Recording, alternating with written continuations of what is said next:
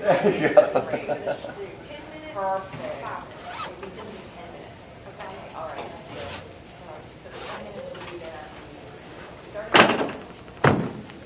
Well, yeah, okay. Can not be able to repeat it. Sure. Oh, okay. You know what I mean? Okay. All right, I'll tell you that. So that would be good. What it'll probably do is the sign for 10 plus 5. That's no problem. Okay. That would be perfect. I'm sorry. What is this? Excellent. Okay, great. Thank you. It's good to see you. No, we're good. We're good. We're good. If you want to go back to the 2 and 5.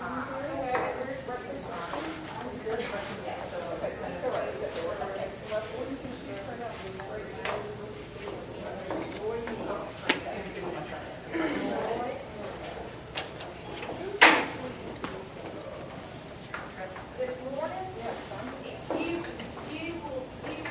will, in your settings, say, where's the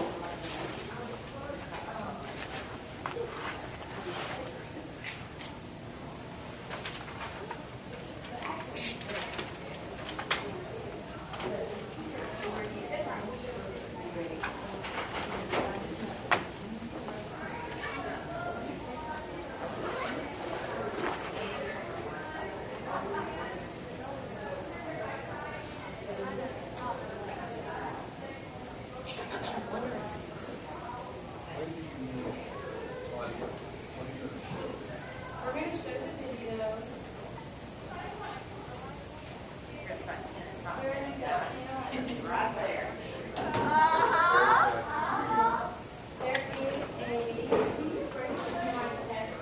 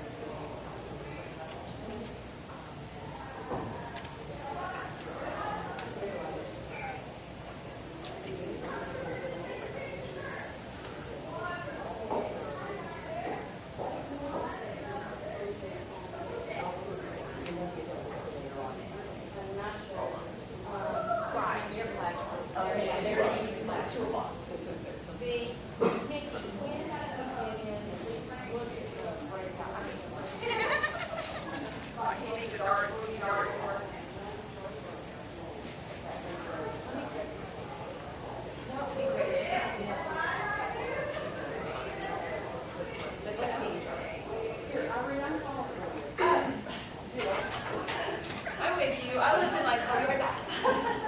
That's how I do things. It's like way we have this technology.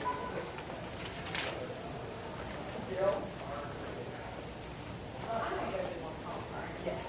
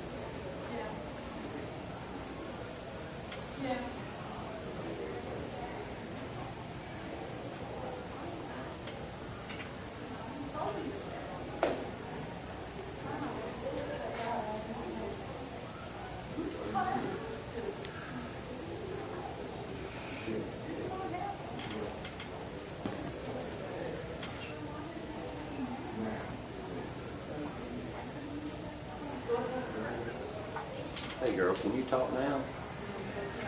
Okay, because this doesn't start at 9. I was thinking 8:30. I said this. I can't fix generalization. I mean, hold on.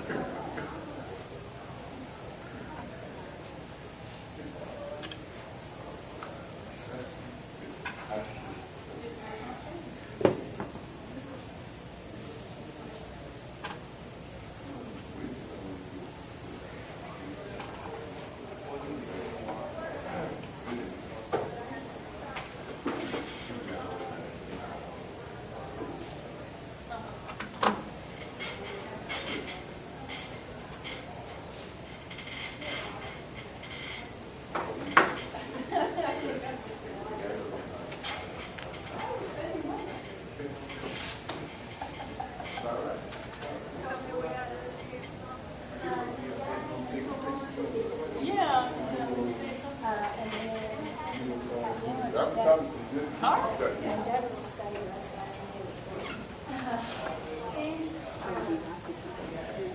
I mean, when I looked at their session,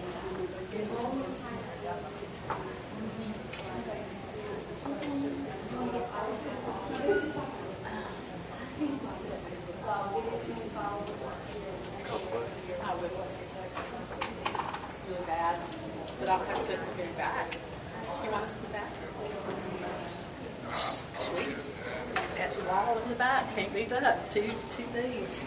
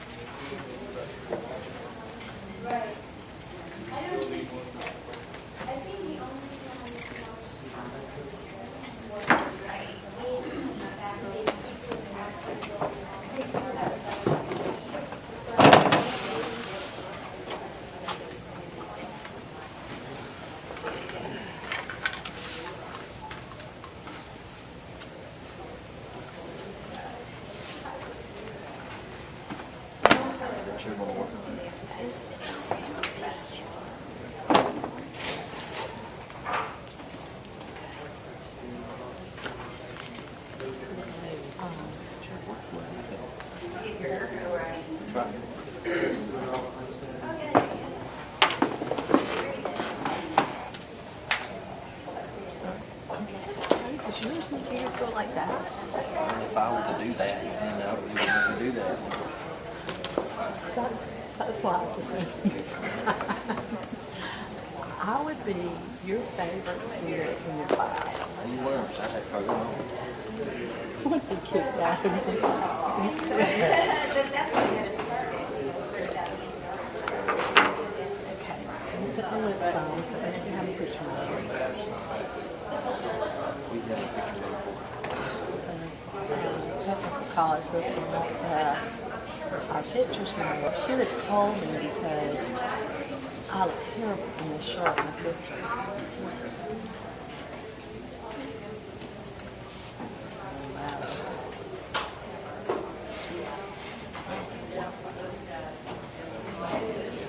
Are you serious? They probably That is sneaky. She might can tell you. You want to use my hotspot? Sir?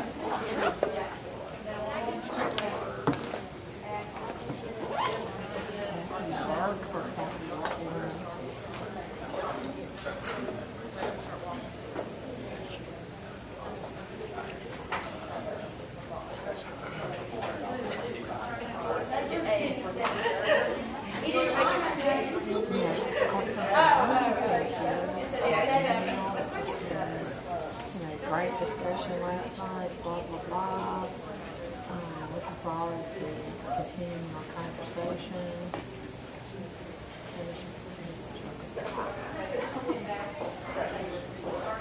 You know, it's just, there's a follow-up. yeah, we need to figure out how to do that. Yeah, it's just look forward to seeing your stuff, so we'll continue the conversation.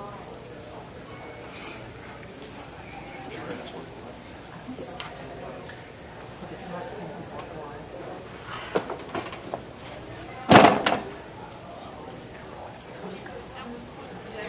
Turn the lights too, right? Yes.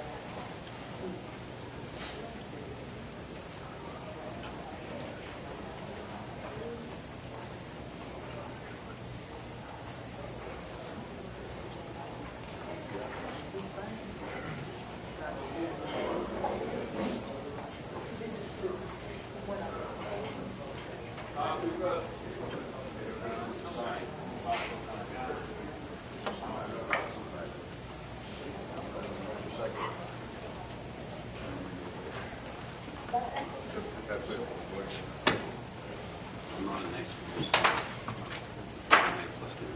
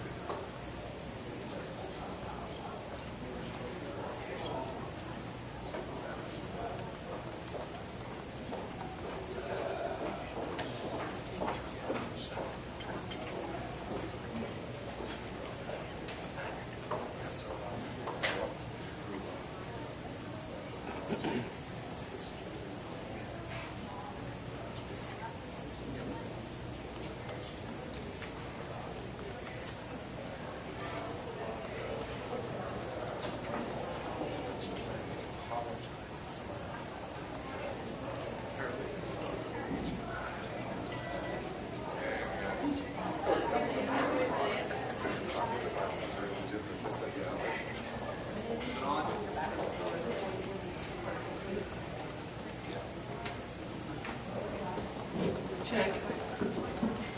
Check.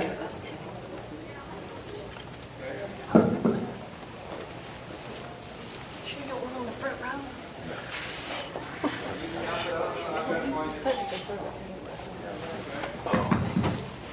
Are we in front of the camera if we sit right here? Check. Check.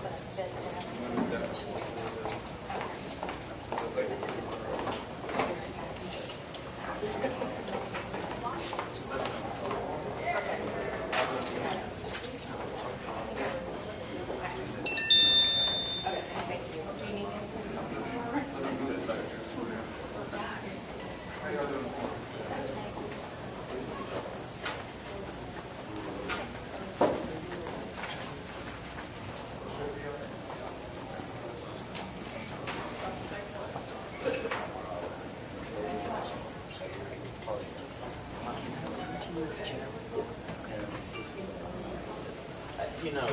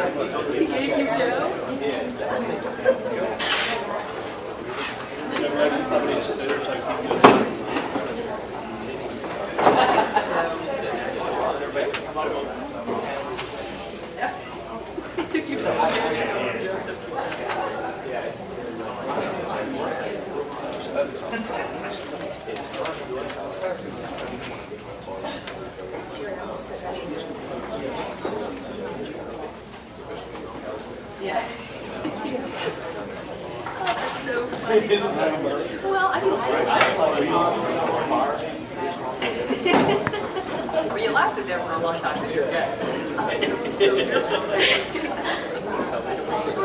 Yes, the first one is the left, number one, the second one to the right, which is technically the middle of the three. Maybe your planet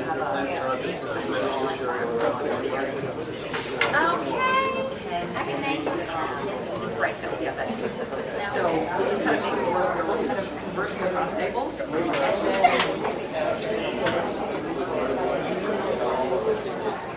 Well, I wouldn't, but Sprint keeps sending me kids.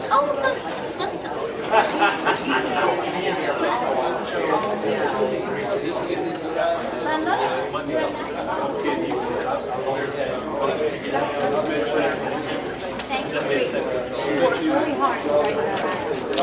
She can't straighten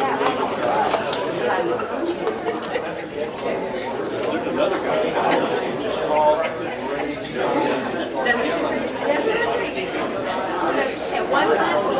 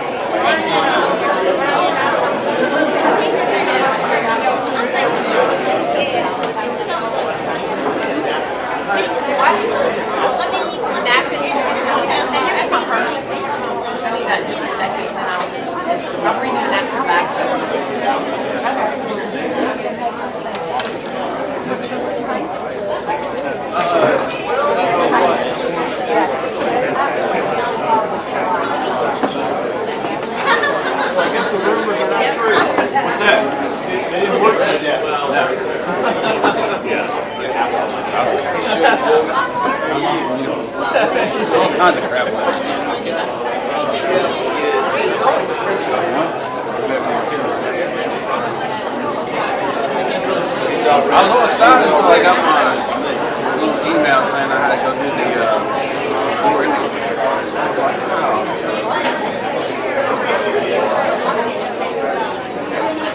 That's not fair.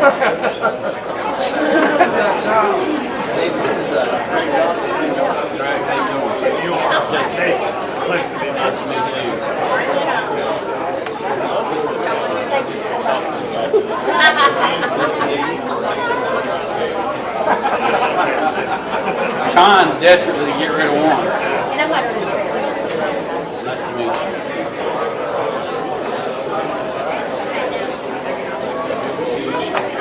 Hey, fella.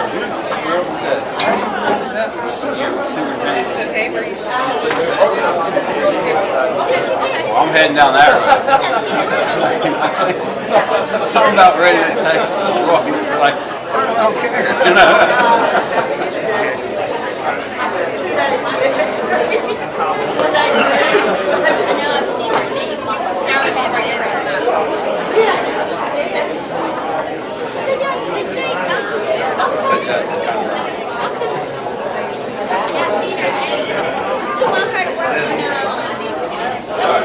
You know, I can see that happening on me. I think it's okay.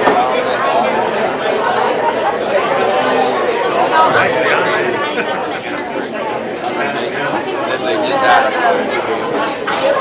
You the Texas coordinator.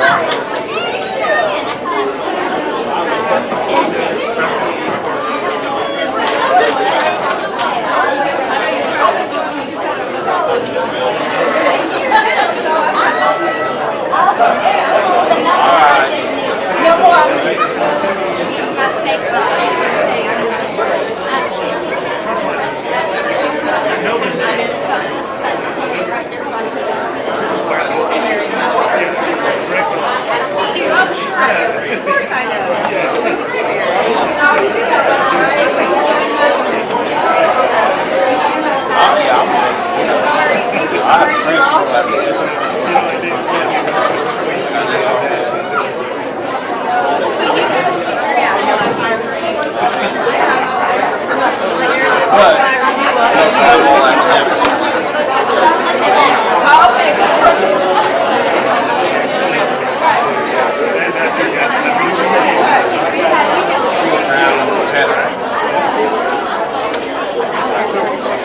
It makes sense that I have it and really nobody else has it.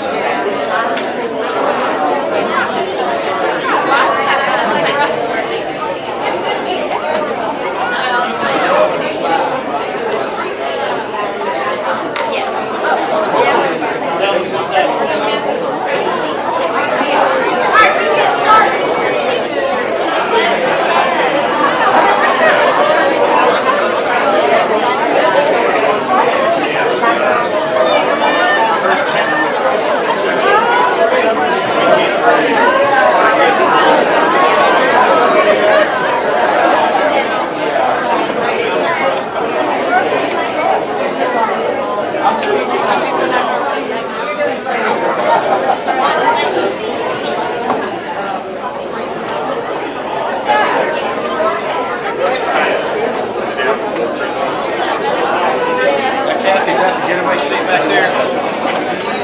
I was actually on that row, and Chris, our principal's here, and he said, I really like to sit in the back. I'm like, wait, I like to sit by the wall in the back. That's perfect. Anybody else coming in and said you and your principal's here? I'm sorry? You and your principal's here? I want you to meet him, Chris. Yeah, he's great. He gets all this technology stuff that I have no clue about. So he, knows the equipment, because he has a technology background. So he was the assistant principal in the That's why I'm saying after. That's really good. We just hired our registrar / school enrollment coordinator, and she's a registrar at one of the high schools. Super.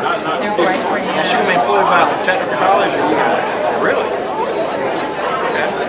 Until they figure out our budget. Good morning. We're going to ask everyone Chris Williams. to get your seats, just like you did school day. We'll run get folks to start getting ready. We're going to start in about a minute and a half. So find your seats, find your friends, and we'll get started. Thank you.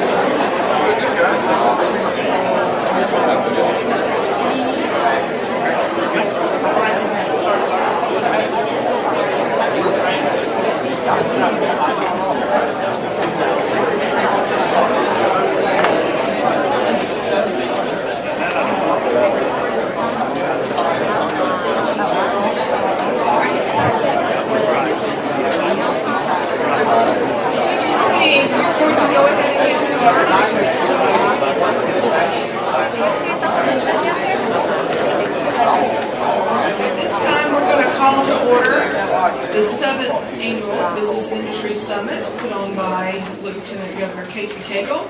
I'm Mickey Edwards. I'm the CEO here at Rockdale Career Academy. You are now sitting in the second smallest county in the state of Georgia, but definitely one of the most progressive and biggest at heart, particularly when it comes to career academies. This morning we have some special folks to bring greetings to you, and we will start this morning with Mr. Jim McBrayer, who is our board chair.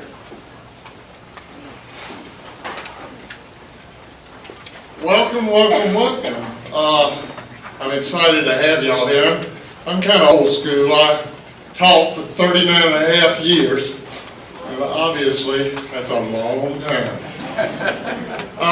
See one of my former soccer players in the audience, Jennifer Raines Butler, played soccer for me over at Heritage, and absolutely the best soccer player I ever coached over at Heritage. Great, great soccer player. I date myself in other ways, too. My son was a guest on Late Night with Seth Meyer last night, Jack McBrayer, and I sent out a little post on Facebook. Now, when you hold a position like I do, you never get on Facebook. But I posted a little message that Jack was going to be on there. I said, thank goodness I'll be able to record it. And then I made the faux pas of saying, on my VCR. I got hammered. I've got 5,000 friends on Facebook, and they let me know about it. Of course, I came back quickly and said, Jack isn't the only comedian in the family. I did that on purpose. I'm excited to have y'all here today. I know y'all are going to be extremely jealous when you leave, and we're very proud of what we have here in Rockdale County. Dr. Edwards and her staff does a wonderful job for us. We're also very fortunate to have the absolute best superintendent of the school system as our leader, Richard Offred. He does an excellent job, and y'all can't have it. Without further ado, Mr. Offred.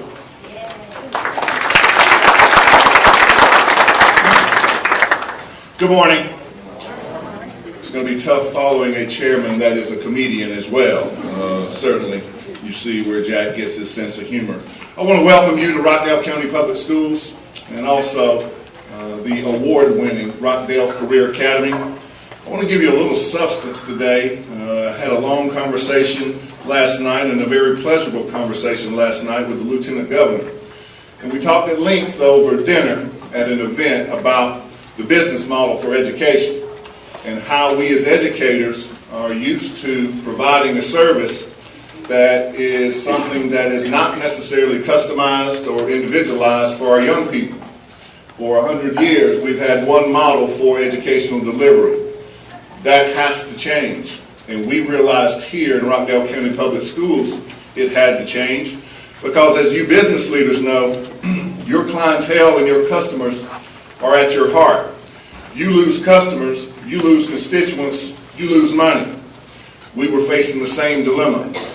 We had competition from charter schools, competition from private schools, competition from virtual schools, and all of those threatened our customer base. So we had to step back and look at how we delivered education in this county, how we offered more choice to our parents, how we offered more choice to our young people. And here, the facility that you're sitting in, this beautiful state-of-the-art facility, is one of the ways in which we did that. I will tell you, many of you ask about how we deliver this career pathway instruction to our students. We need to sit down with you. If you're an educator, we need to sit down with you because a lot of it has to do with logistics. A lot of it has to do with your high school master schedule. A lot of it has to do with transportation. Mickey mentioned that we're the smallest geographic county. That bodes well for us when it comes to transportation. But we knew from our research and our conversation that we could not force our students to choose between being a Heritage High School Patriot or Rockdale County Bulldog or being an RCA high school student. We knew we had to give them the option of being both. And so I would urge you, educators, if there's any interest in how we model this for our young people, that you speak with Mickey and her staff. Also, I know Chad is here from Newton County. Chad has been integral in building some of those infrastructures as well for this school system and for his own. At this point in time, I will submit to you, the proof is in the pudding. I could sit up here and talk to you all day long, and you could listen to my propaganda. You could be in this state-of-the-art facility and look at this beautiful brick-and-mortar building, but you just saw our true testament. You just saw our young people, and you saw how engaged and how excited they are about what they're doing in their particular career pathway. So I urge you today, if you get the opportunity, get with Mickey, get with her staff. There is so much more that you haven't seen in this facility. And what you will see is not necessarily just programs or instructional delivery. You will see the active engagement of our young people. Again, thank you so much for your attendance. Thank you for being here in Rockdale County Public Schools. At this point in time, I would like to introduce the chairman of the Board of Directors for RCA, Mr. Benny Atkins. Benny? Thank you and welcome to Rockdale Career Academy. As chairman of the Board of Directors for the Career Academy. I just want to give a big thanks to the folks who put on the event last night. That event that we held last night with Lieutenant Governor did such an excellent job. It looks like we're going to raise over $12,000 for these students here at the Career Academy. So big round of applause for those. Not only am I the chair, but I also am a business owner. National Emergency Medical Service, which many of you passed coming in this morning, is the family-owned and operated business that my parents started back in the 70s. We've been fortunate to grow through the years. We now run 911 ambulance service for Rockdale County, Morgan County, Oconee County, and Clark County in Athens. We have over 200 employees, but I can say, being a part of this Career Academy for the 9 years that it's been open, we've seen proof in the pudding, like the superintendent said. We've had several people come straight out of this, go right into EMT school, and be hired here in our own hometown. The Career Academy has not only done that for our organization, but for many companies in Rockdale County and Conyers, Georgia. So with that, I would just like to say how proud I am of this Career Academy, how much we continue to support it, and if anyone has any questions about the business model and the pathways, Mickey and them will be glad to help you. Thank you so much, and welcome again.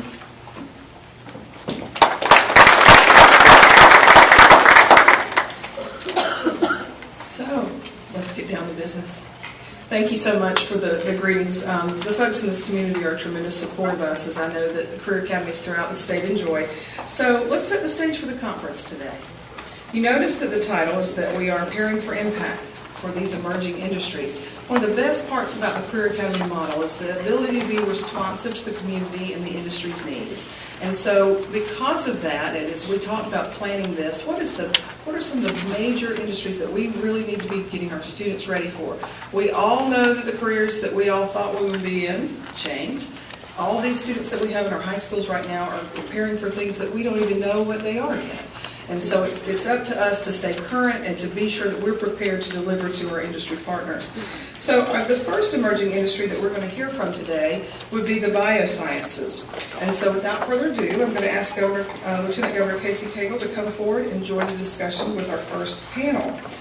Melissa Nicollet with Georgia Bio, Frank Millward with Mariel, Ken Howerton with Baxter, and Joe Zorzoli with UCB. And I'm going to turn the discussion over to Melissa, and let's hear some good stuff. Thank you.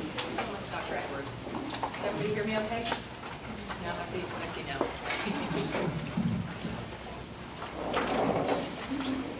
Okay, how's that? A little better? Okay, I'll talk louder too. Excellent. Well, good morning, everyone, and thank you so much for having us today. Lieutenant Governor, we're so proud and pleased to be sitting with you this morning, and thank you so much. We're excited and, like I said, proud to share with you the biosciences. So my name is Melissa Nicollet, and I'm the Director of Programming for the Georgia Bioed Institute, which is a division of Georgia Bio, the state life sciences trade organization. So we support the industry, the life sciences, the bioscience industry in Georgia. And we have some stellar examples of that industry this morning. So I wanted to really quickly open up, maybe too close. So I wanted to open up with a bio for each of our participants this morning. I'll start right to our left here, Dr. Frank Millward. He's the Senior Director of Biodevelopment North America and Athens Bio R&D Site Leader at Mariel. Mariel is a global animal health company with operations across the globe. The range of pharmaceutical products, vaccines, and services enhances the health and well-being of companion animals, production animals, and also wildlife. Frank is responsible for process and analytical development of biological products in North America. After 18 years in Lyon, France, in the facilities within France, Mariel, Frank moved to his current location in 2002. Dr. Millward received his DVM from the École Nationale Vétérinaire de Maison et Fort, Paris, France, in 1980. That was not very well done, but my French is very rusty. And his MS, welcome, from the University of Florida in 1983. To his left, we have Ken Howerton. Ken is the Quality Senior Director of the new bioscience site for Baxter in Covington, Georgia. Baxter develops, manufactures, and markets products that save and sustain the lives of people with hemophilia, immune disorders, infectious diseases, kidney diseases, and traumatic injuries. Ken has been with Baxter since 2007. working previously in Los Angeles, California. Previously, Ken held roles in quality assurance and manufacturing. You're the pro. All right. In quality assurance with Pfizer, Bausch & Lomb, and Abbott Laboratories. And Mr. Howerton was born and raised in Chicago, Illinois, and has an MS a BS in microbiology. Last but certainly not least, we have Joseph Zorzoli, who is the Senior Director, U.S. Public Policy, Federal and State Government Relations at UCB. UCB is a global pharmaceutical company founded on the discovery and development of innovative medicines and solutions for severe immune disorders and also central nervous system disorders. Joe has more than 20 years experience in the pharmaceutical industry, having been with Pfizer for much of that 20 years in various roles in sales, government relations, and PR. Mr. Zorzoli holds a bachelor's in mass communications from Memphis State University in Memphis, Tennessee, and we welcome him today. I want to just hand it over to the Lieutenant Governor really briefly, and if you could maybe share a few words on the importance of the bioscience industry in Georgia. Well, obviously, the bioindustry is very, very important to our state. It is a strategic industry, number one. But the footprint and the influence that we have felt is pretty remarkable. To think that over 360 companies that exist within this field in our state is pretty dynamic, and it's across really all of Georgia. And we have three of the most dynamic companies that are present here today, but this, reaches across not only medicine and healthcare, as we oftentimes think about, but also the agricultural field, which is huge. And with our research institutions that currently exist within our state, it has created this ecosystem and an environment by which research, and particularly in bioscience, and life science can be very vibrant here in our state. Agriculture still is the #1 industry within Georgia, and having companies like the three that are present, along with the other 360, is really an environment by which they can be very successful. The career fields that exist there are very different than one might imagine. And so I think that's why it's so critical for all of us to be together to talk not only about the industry, but the opportunity for our students to get on a career path where they can find real success in terms of employment. And it is very, very dynamic when you go, certainly into Baxter's and many of the other research facilities. You come away with a lot of excitement, and certainly I think the more exposure students get, the more excited they will be about the career paths as well. Excellent. Thank you so much. And really with that in mind, I'd like to also welcome the audience participants to ask their questions throughout the discussion. So I have questions to hopefully give you more information about what is biosciences and who are these pretty excellent folks sitting before you.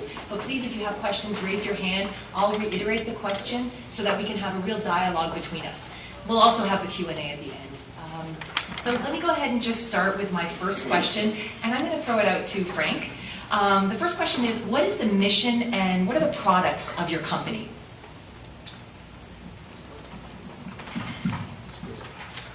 So Mariel is a global animal health company. We're focused on animal health. When we speak about animal health, though, to your point, Lieutenant Governor, animal health doesn't stop at just animal health. It also directly affects humans. They actually, in two different ways. More and more companion animals are an important part of everybody's life, and human well-being. I mean, people live with their animals like their companion animals like they do with children. But to the agricultural point, sometimes we forget about that in our countries. But in some countries, when the animals die, the people starve. And agriculture, certainly in Georgia, is an extremely important part of our business, one of the reasons we're here. So we cover all of animal health, we cover it globally, and our products are both in the pharmaceutical arena and the vaccine arena. Let's talk more about that later. Excellent. Thank you. Ken, if you'd like to maybe pick up for Baxter. Sure. I think you gave a good introduction.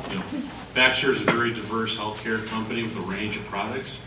But most people are interested in what we're doing here in Georgia, right? Because Georgia is a key player for us now as far as the state of choice.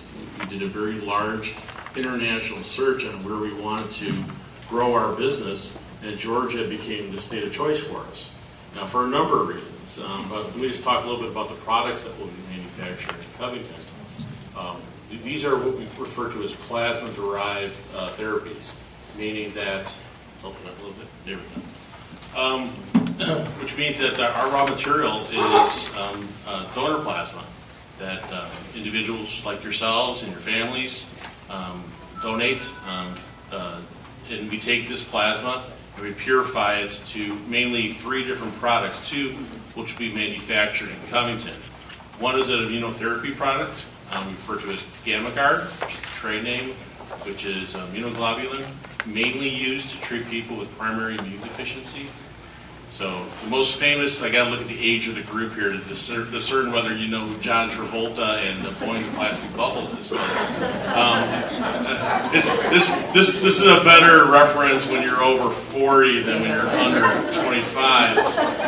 But in general terms, that's what primary immune deficiency looks like. It looks like isolation. It looks like a very difficult life. It means getting sick all the time. And our therapy helps people live normal lives through immunoglobulin transfusions. They're allowed to have a normal life. They're able to fight off normal diseases and infections that you and I are privileged to be able to do with our own immunity, and essentially live normal lives. Now, the other therapy that we manufacture, or will be manufacturing out of Covington, is a product referred to as Flexbumin. Flexbumin is an albumin purified material from the donor plasma, and it's typically used for people that have shock, either through blood volume loss or burns. And it's really about bringing the blood volume back to where it needs to be in order for you to be healthy. So it's a life-saving drug. It's used all throughout the world. It's one of our older products, probably one of the oldest products that is currently manufactured throughout the bioscience industry. And it's a very critical product for folks that are in need. Thank you very much. Joe, if you could continue and let us know about UCB and what are some of the products that you have, and perhaps a little bit about your mission. Yeah, sure. I've had microphone problems all week, so it doesn't surprise me. One of the things at UCB, and I've been at UCB now for 3 years, and before that, as Melissa said, I was advisor for 20 years, both great companies. One of the things that struck me most about UCB is this talk about patient centricity. And patient is at the center of everything we do.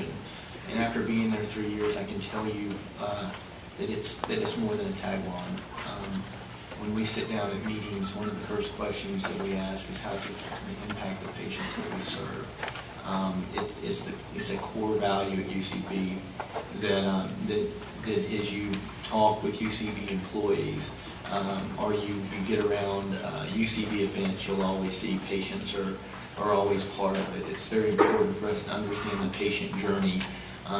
What type of challenges are these patients facing when they have these chronic and severe diseases, not only as it relates to the disease, but in terms of reimbursement, how do they engage the healthcare system. So it's a great company to work for in Georgia. While we're proud to be in Georgia, UCB is certainly a company I think a lot of folks can point to in terms of what good looks like. Our mission is to improve the lives of patients with chronic and severe diseases. The diseases that we're in, we have 3 in-line products right now. We refer to it as CBN, Cimzia, Vimpat, Nupro. Cimzia is for rheumatoid arthritis and Crohn's disease. Vimpat is for epilepsy, and Nupro is for Parkinson's disease. We have some products in late-stage development that are very exciting in phase 3 clinical trials. Ebrutuzumab is for lupus, it's a biologic. We have brevaracetam, which is for epilepsy, second-generation product for epilepsy. And then we have another product called romosozumab, which is another biologic for bone disorders. It's a very exciting product. We are working, it's our product, but we're working with Amgen on this product. In the days of the little man, maybe in Georgia or Florida, shuffling behind their walker because of osteoporosis, we believe, based on some of these early results, will be a thing of the past. We won't see that. It doesn't just prevent bone loss, it actually improves bone density. So it's a very exciting product, and we believe it's one that's going to revolutionize that particular condition. Thank you so much. Just to kind of summarize as well, just the idea that we're really, I always like to say we, although I'm not doing this, but I'm a we here, so we're really impacting people's lives, and I can attest to the idea of some of these chronic diseases and what it means if you don't have these treatments for you, and maybe yourself or your loved ones suffer from some of these chronic diseases. So it's really, we're going to talk in a little bit about what makes the bioscience industry a great career to go into. Well, quite frankly, you're impacting people's lives or animals every single day, and we'll probably talk about an example with the foot and mouth disease in Korea that Frank told me about recently, and the stark impact that has globally and economically is something like foot and mouth disease, which we don't consider in cattle unless you work with cattle, the impact it has on us. So it really is very important that we have this industry and that we have you folks here considering for your students as well what this industry means. So let me go on to my second question in order here. Just really briefly, if you can just tell me, how long has your company been in Georgia? So how long have you been in Georgia? And also, are you local, national, or are you a global operation? And maybe tell us a little bit about that. Well, just go around the table. We've been in Georgia since 1981. The reason we were here in the first place was because of the poultry industry, because one of our founding colleagues, now retired, was on a sabbatical looking at a duck disease, viral duck disease at the PDRC in Athens. And we had this great technology to make rabies vaccine. And the company asked him at the time, would you create a lab? Actually, I had the privilege to be in a very small lab. It sits across from the Pilgrim Pride packing plant in Athens, Georgia, 10 people. We didn't have any distribution then, and we started making this, we call it kill vaccine. It was kind of a revolutionary at the time vaccine for rabies in animals. We distributed it to a company that's now disappeared called Pittman Moore, and it was called the French Connection. That's also a reference to Hollywood at the time. Some of you may remember that kind of days. And then we grew from there.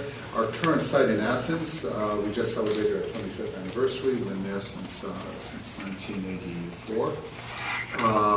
And right now our footprint in Georgia is significant. We have over 1,000 people in 3 sites. A second part of our development in Georgia was certainly our Gainesville facility.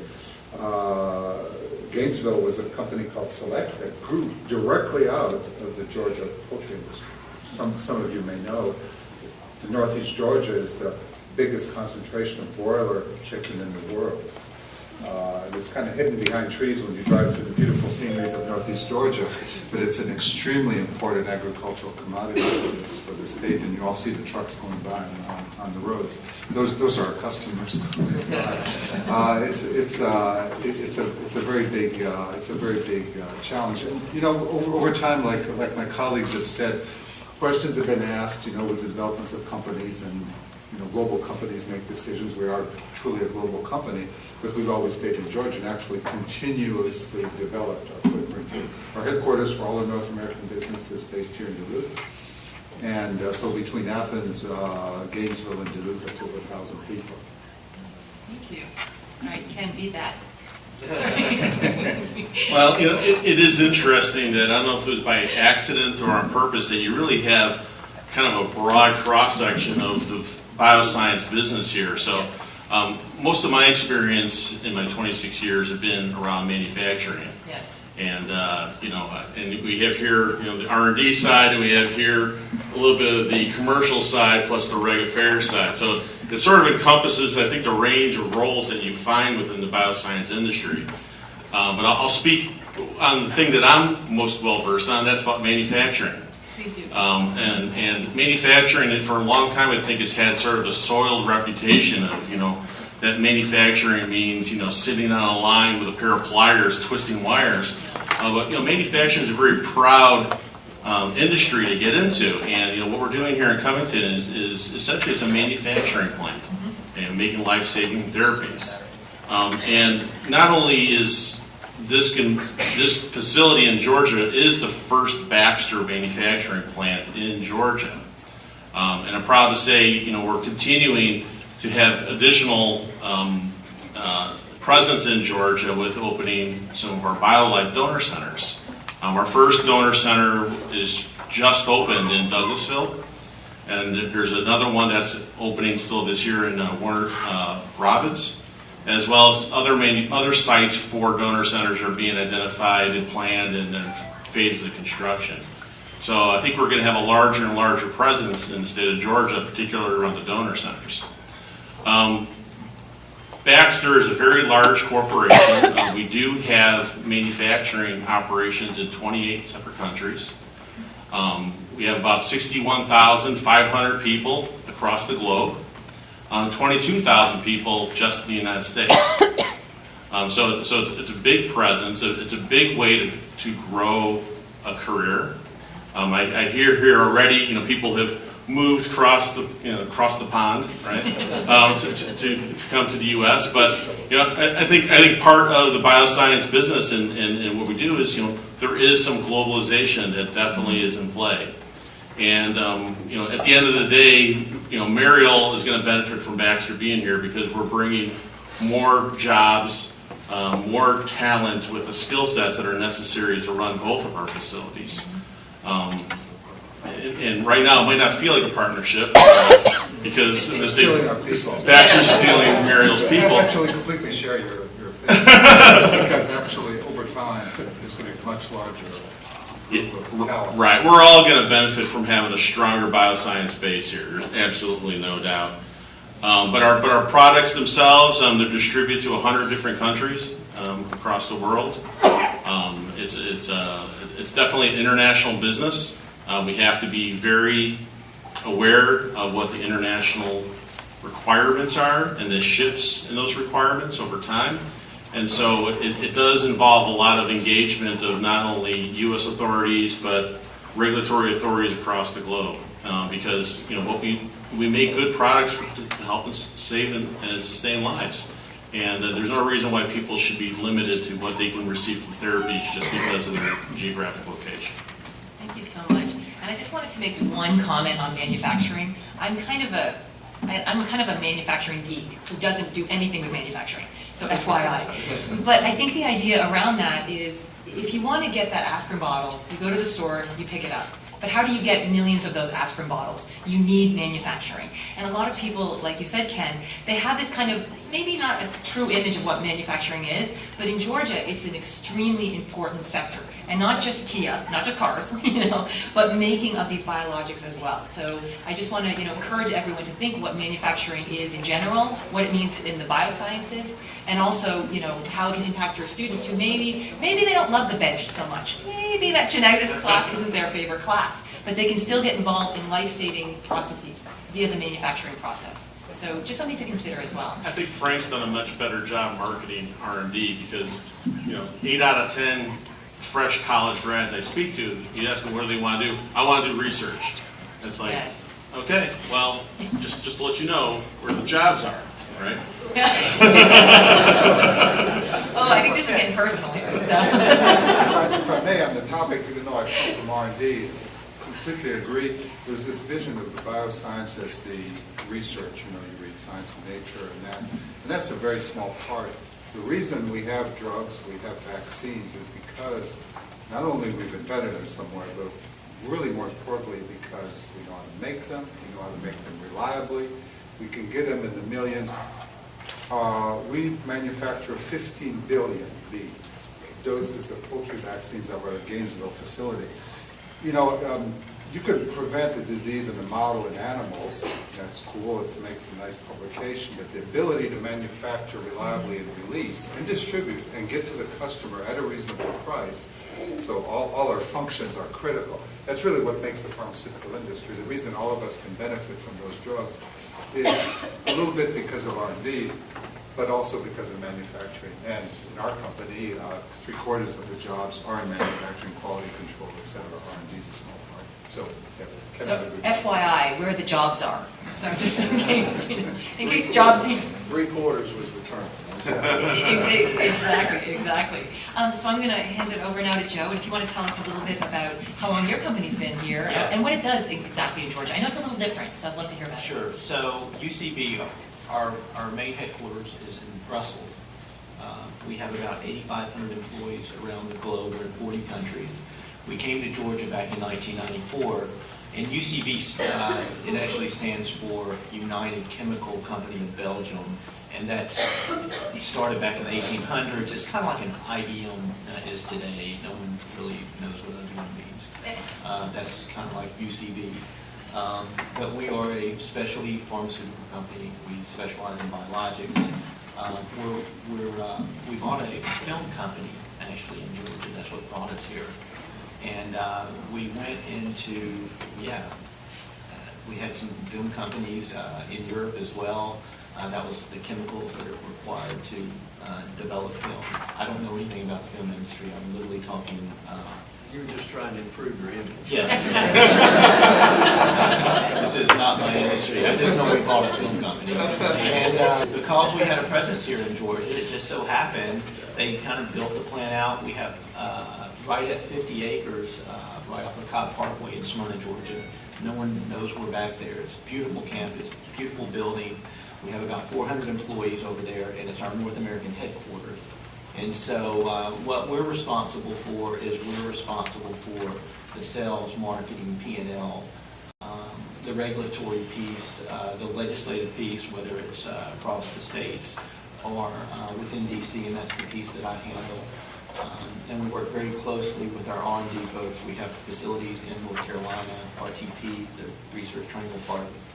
It's a big area over there where there's a lot of different research organizations. And we also have research facilities all across the world. And manufacturing is a really important piece to what we do as well, because when biologics, they're very different than your little aspirin, your chemical small molecules. These things are very complex, and the manufacturing piece to it, the technology is incredible, and you have to have really smart people in those manufacturing facilities, developing these biologics. They require cell lines, and it's incredibly complicated, and I don't want to go any further with that either, because my knowledge is about that deep. Well, thank you so much. Again, I'll do a little bit of a summary. Just the idea, really, I think we're all here to find out what does this industry mean today, and what does this industry mean tomorrow, and specifically for the students that are at all of our high schools and the Career Academy here at this wonderful location. So how can you take this information back to whoever your constituents are and tell them this is an exciting industry to be involved with? Now, I'm biased because I work with these folks, and I think that is actually the truth. However, this afternoon, we want you to get involved and see a little bit more of what is involved in some of the breakout sessions. So that's my first little plug for the breakout sessions, FYI. So don't go anywhere. So the next question I want to move on to would be, well, we talked about how many people each of your companies employ. Can you explain, and you actually talked about what you do a little bit here in the state. So we have manufacturing, we have some R&D, and we also have the kind of the business operations. So that finance side, the legal, and the PR, the relations. So let me move on just a little bit to the next question. All right. So what makes your company a great place for students to aspire towards for a career? So if we had everybody here that was 16 years old, just pretend everybody here is 16 years old, and they're raring to go, they're ready to go out there and make a name for themselves, why would they want to come and work at Mariel, Baxter, and UCB? This is your chance to really sell it. So go ahead, Baxter, you can redeem yourself. Oh, Baxter. Yeah, we'll start with Baxter. Okay, what am I redeeming from? The fact that Mariel does maybe reaches out. Exciting stuff? Yes. Okay. Well, the operation in Covington, just to clarify, it's not 3/4 manufacturing, it's 4/4 manufacturing. We do have exciting regional R&D centers across the globe. And so, part of what I'm here representing is not only Baxter, but the future of Baxter, which is we are spinning off the biologics piece of the business and under the name Baxalta, and that's going to be sometime next year, which will make us one of the largest biotech companies in the world just by spinning up the biotech piece.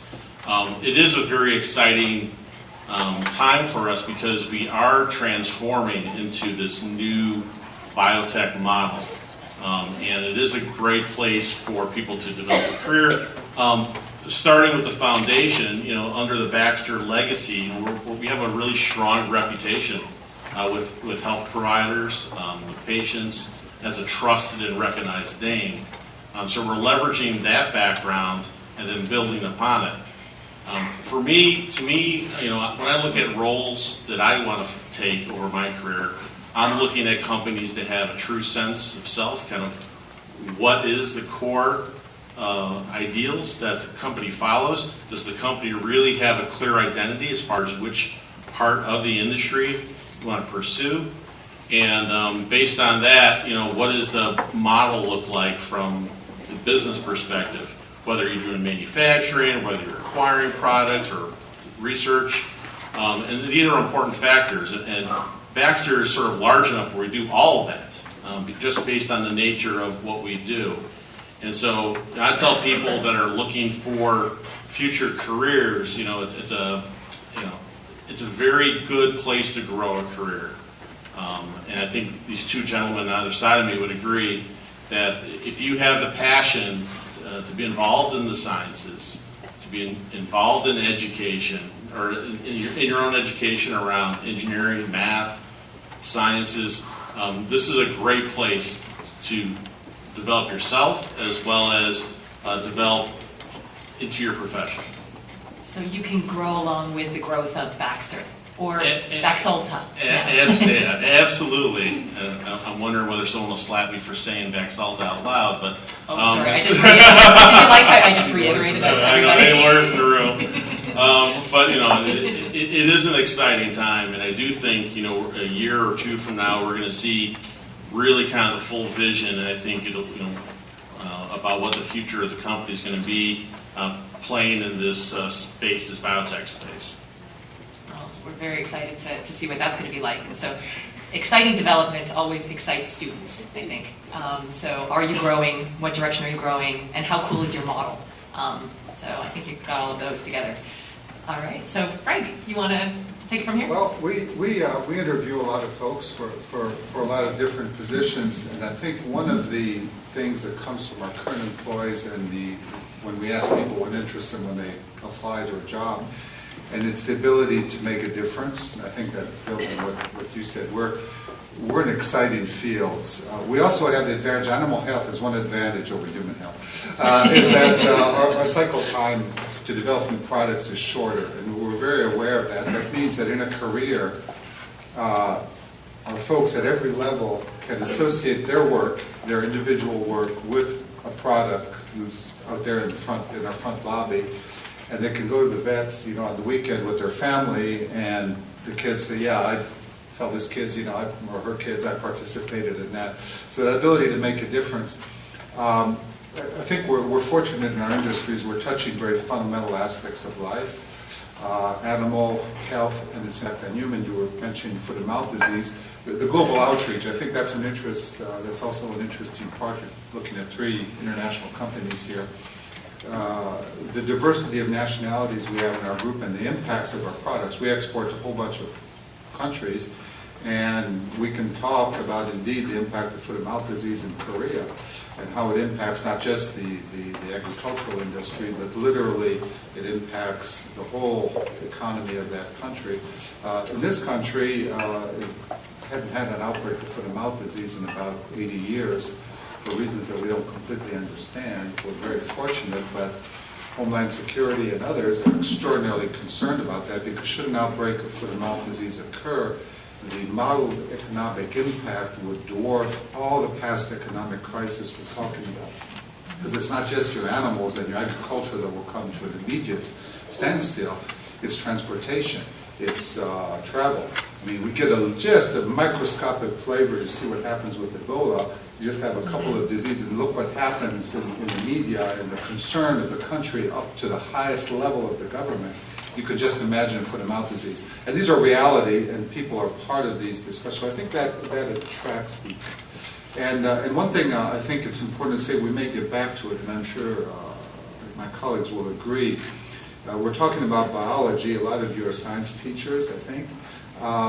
But our industry doesn't function just with biologists. So if you take a manufacturing plant, the maintenance folks are just as important as the biologists. If the machines don't work, you have poor equipment reliability, your machine can't work. I've said before, probably in the education of your wonderful young people that are in your institutions and schools, the English teacher is as important as the science teacher because we need people to work in groups. That's one of the talents we're looking for. We need people to be able to communicate. Team, it's all about teamwork. So I think all of those things, the ability to make a difference, to impact globally, to work in teams, are very attractive to our folks. So I would say that a conversation with a patient that's on a UCB drug and seeing the difference it made in their lives, like real patients, and these aren't just stories that we talk about, but people that come into our building. And I think when you see that, you realize, like, my piece to that is within, I don't want to get too into the weeds, but within Medicare Part B, we were having some issues, and we were able to do some things on the Hill where we were able to open that back up for patients, so we were able to give them access to this drug that was being pulled away from them. And the stories that I heard from some of these seniors where they had nowhere to go, there's this big, dumb decision that comes down from CMS, hurting patients in ways that people didn't really understand. And I took that message to the Hill, and I was able to talk with them about these are people in your state that are being hurt, they're real stories, and things happen because of it. And then you see the relief, or you hear the relief in the patient's voice, and you see how that made a difference. So my answer to your question is just a conversation with the patient will give you the passion to understand what this industry is about, and then you understand your piece to it, whether it's making the drug, whether it's fixing the machine that helps make the, that continues to make the drug. So that's important. The other thing too, and I think you touched on it, is that there are so many different jobs in the life sciences industry, whether you're an accountant, whether you are a lawyer, whether you are a marketing person, whether you're a sales lead, a salesperson. I can't look at one job across many industries and can't say, well, this person can work in our industry if they wanted to. So I think that's an important point. And I think that the passion is about, we really do help patients. I mean, we're not making, not that there's anything wrong with making hamburgers, but we're really helping patients live better lives. Thank you so much. So hopefully we'll be able to take some of this message back to students, which is ultimately, I think, why we're all here today, to be able to let students know, regardless of what your aptitude is, your passion can be fulfilled in a way that's really meaningful. And ultimately, if you've heard the term millennials, which actually would not be the high school students, but those 20-something-year-olds now, they want not only to be able to use their talents in a challenging and problem-solving way, but they want to be able to make an impact, and they want to see that impact directly. So, if you want to see it in a year, go to Marial. If you want to, if you want to see it like globally through all of your different subsidiaries, etc., you go to Baxter. And UCB, you're going to be able to see it maybe every day that you talk with someone and take that message on and help advocate for patients as well. So if you've got a talent, or if you're breathing, then you can come into this industry and really make an impact. And that's ultimately the message that I would like for you all to leave today. But we still have more time. Also, if you have anything, if you have any thoughts you want to shoot out to me that I can, kind of relay to our speakers, please go ahead and get involved as we're talking, because we want you to feel a part of this discussion. But if you don't, I have another question. So, all right. So, gentlemen. Oh, is there? Yes, please. If you could stand up, please do. Oh, no, you're good. No, you're good. Please. My question is in regard to that. When you look at your future workforce that you plan on having across the years, what are some of the educational requirements as far as incoming, entry-level positions? Will you be bringing in some high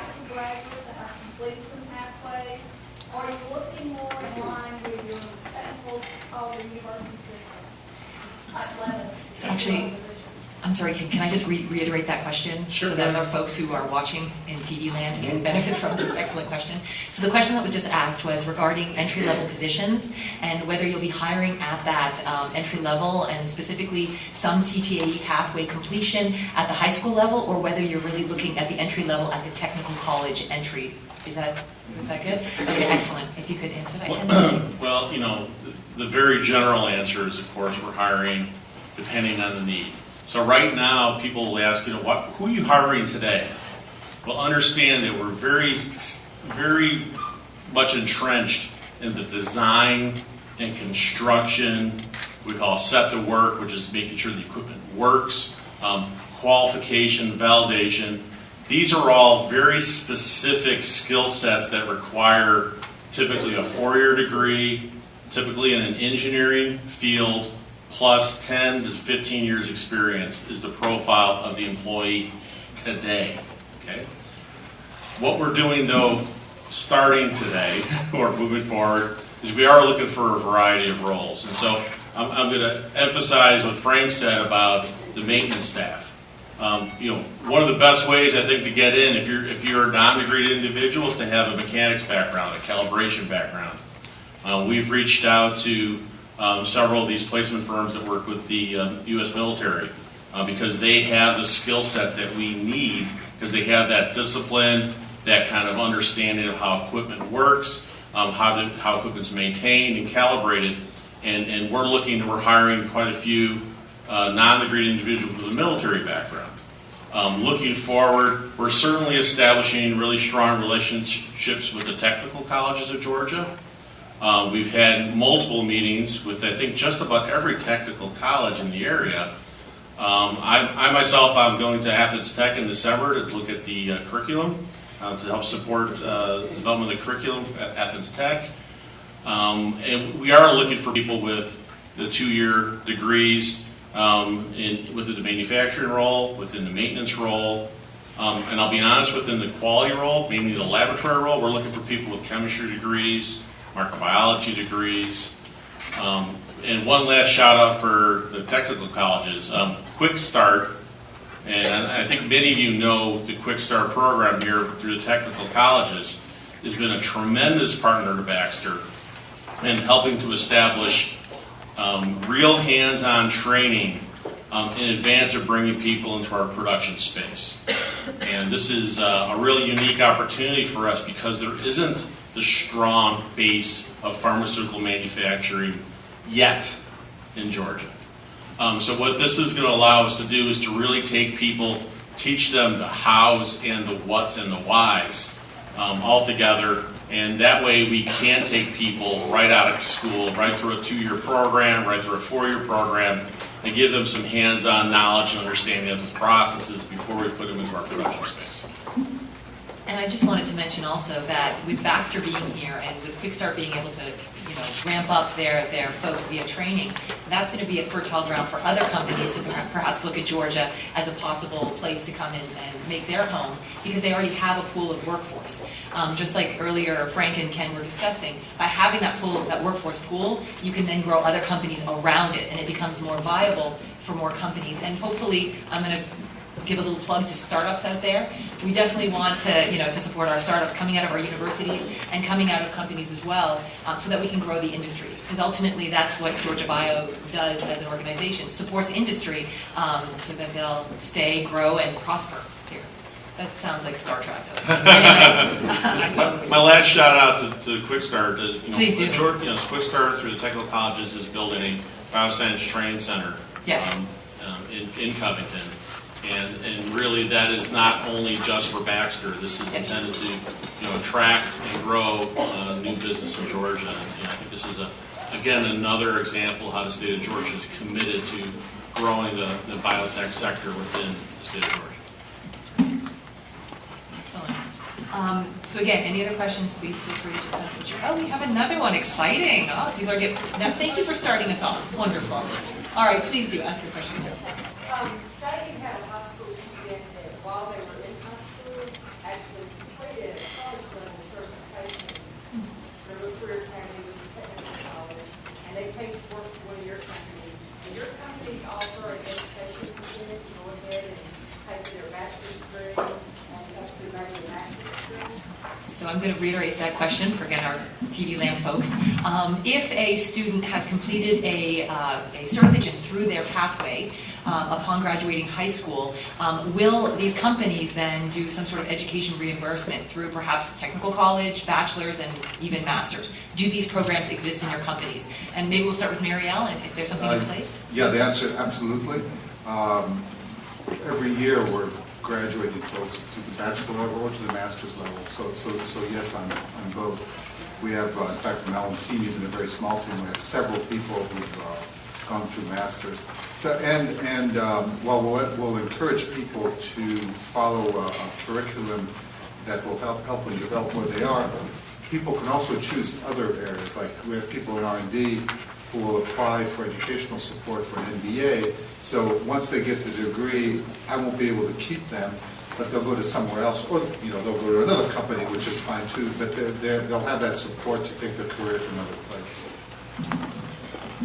So I'd like to use one of my lifelines. I have Erica Williams, who is one of our senior managers in HR. If you don't mind answering that question loudly.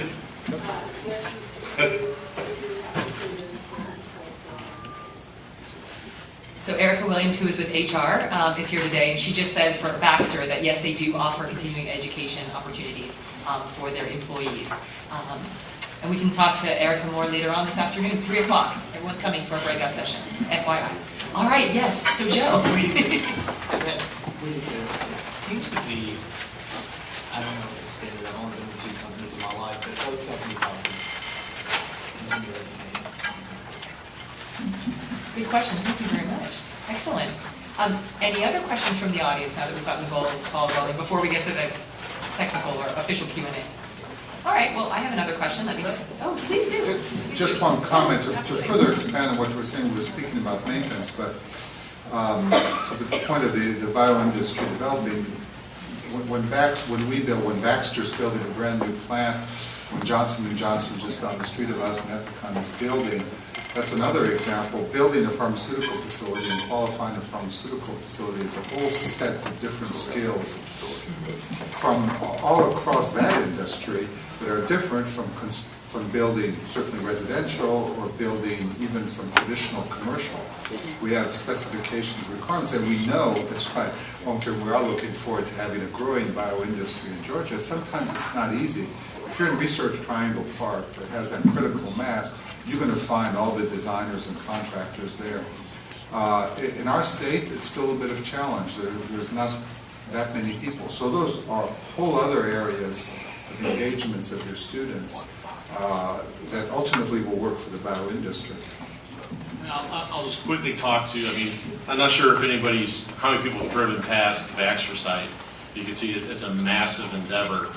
We have 2,100 people on site currently building the facility, okay? 2,100 people spending their money in the state of Georgia, building the site, not only spending their money, but learning the trades. Learning how to do hygienic piping.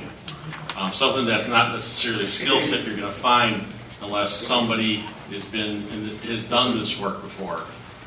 We work strategically with our construction management firms that source some of this talent locally and give them the new skills so that if there is another facility that co-locates or relocates to Georgia, you'll already have that base here of folks that know how to do construction specific for the biotech work.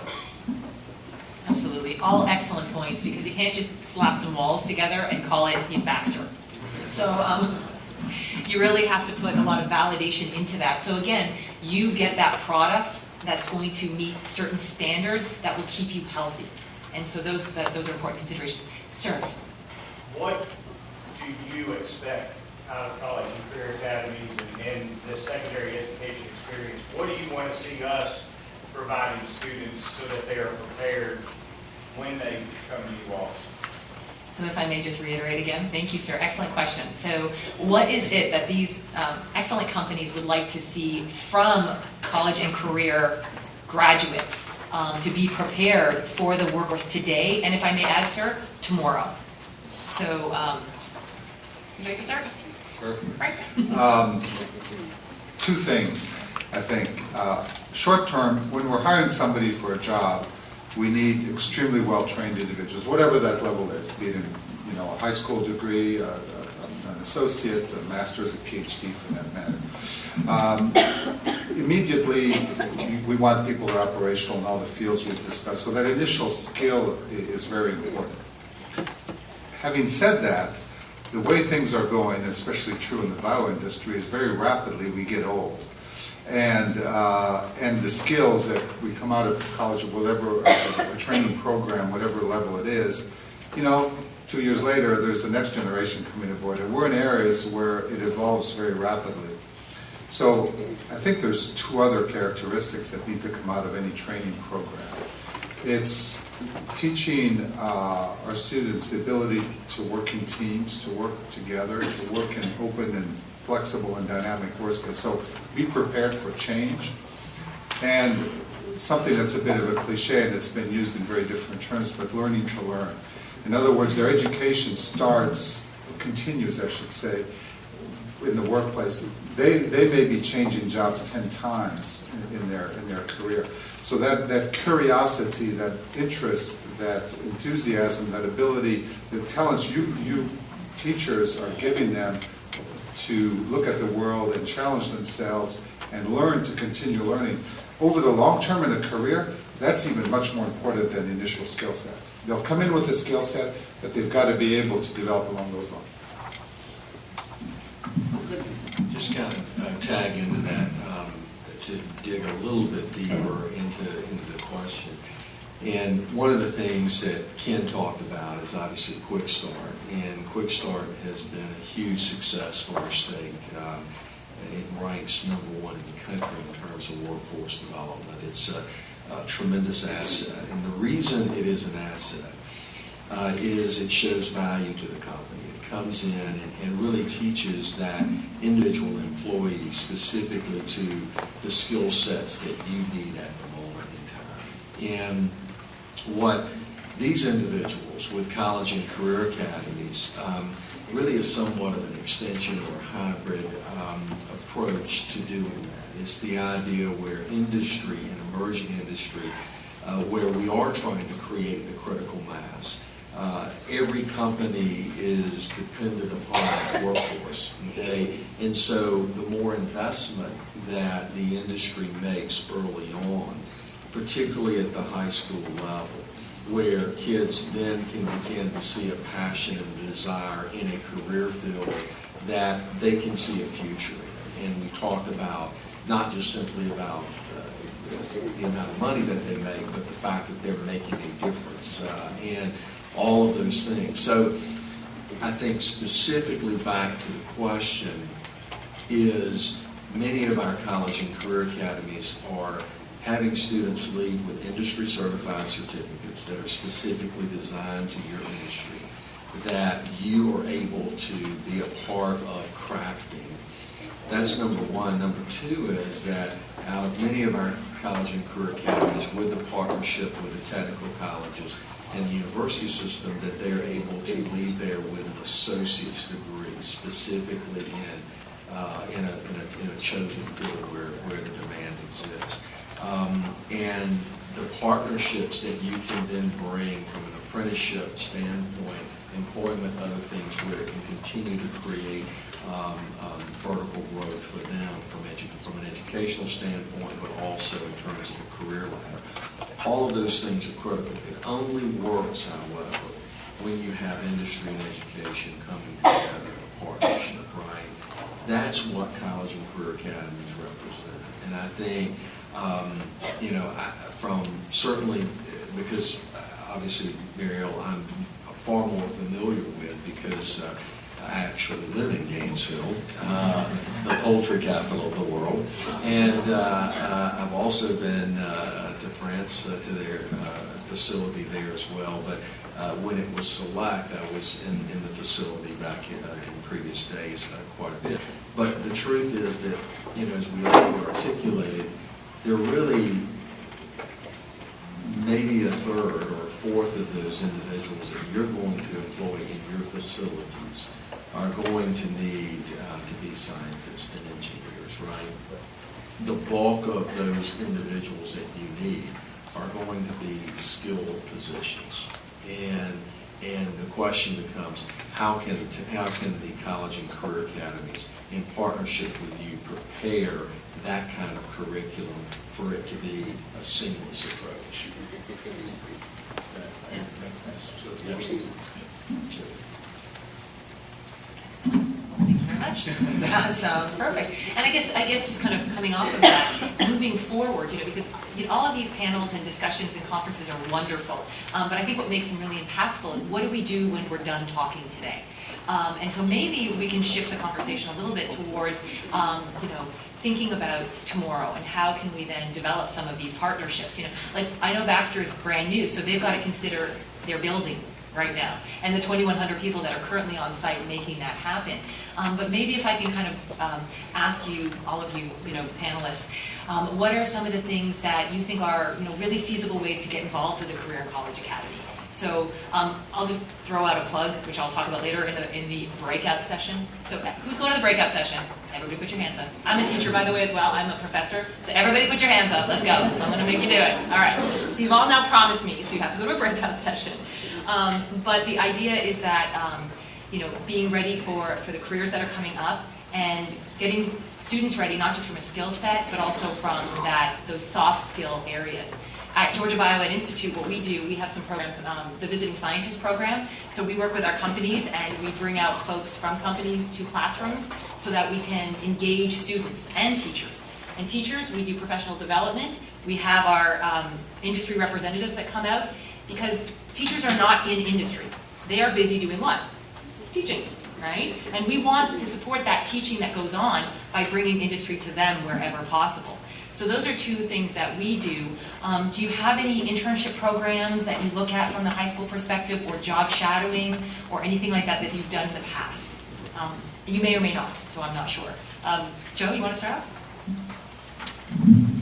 So we do. We have, but it's mainly at the college level where we'll have some summer internships where people will come in and do a role within communications, and within, I think, accounting, and then there may be a couple of others, possibilities. I know that the one thing that I think there's a couple of things that Lieutenant Governor, to your remarks, is that just making the students aware that these jobs exist. I can tell you I fell in the pharma industry by just pure luck. I didn't know it existed when I graduated college, to be quite honest. And then once I learned about it, I thought, this is what I want to do with my life. And I ended up getting into the industry after an interview. So for me, it was pure luck. But I would think back that if I were in high school or if I were in college, and someone came into my classroom and talked about the bioscience industry, what type of jobs are available, what kind of cool work you get to do, what kind of difference you get to make in the world, I think it would spark a fire in a lot of the students, and I think that they would, it's amazing. Sometimes I don't think we get, not you guys, but just in general, we get students enough credit because I believe that when they can see it, they'll pursue it, and they'll figure it out. They'll figure a lot of this stuff out on their own. So that's the thought. And the other thing I wanted to just make one comment about what Ken said, and the 2 points that you made are absolutely the 2 points I was going to make. And that is, they have to have the ability to learn. You may have the initial skill set to get into the industry. You will not survive in this industry if you can't learn to change and learn and learn and learn.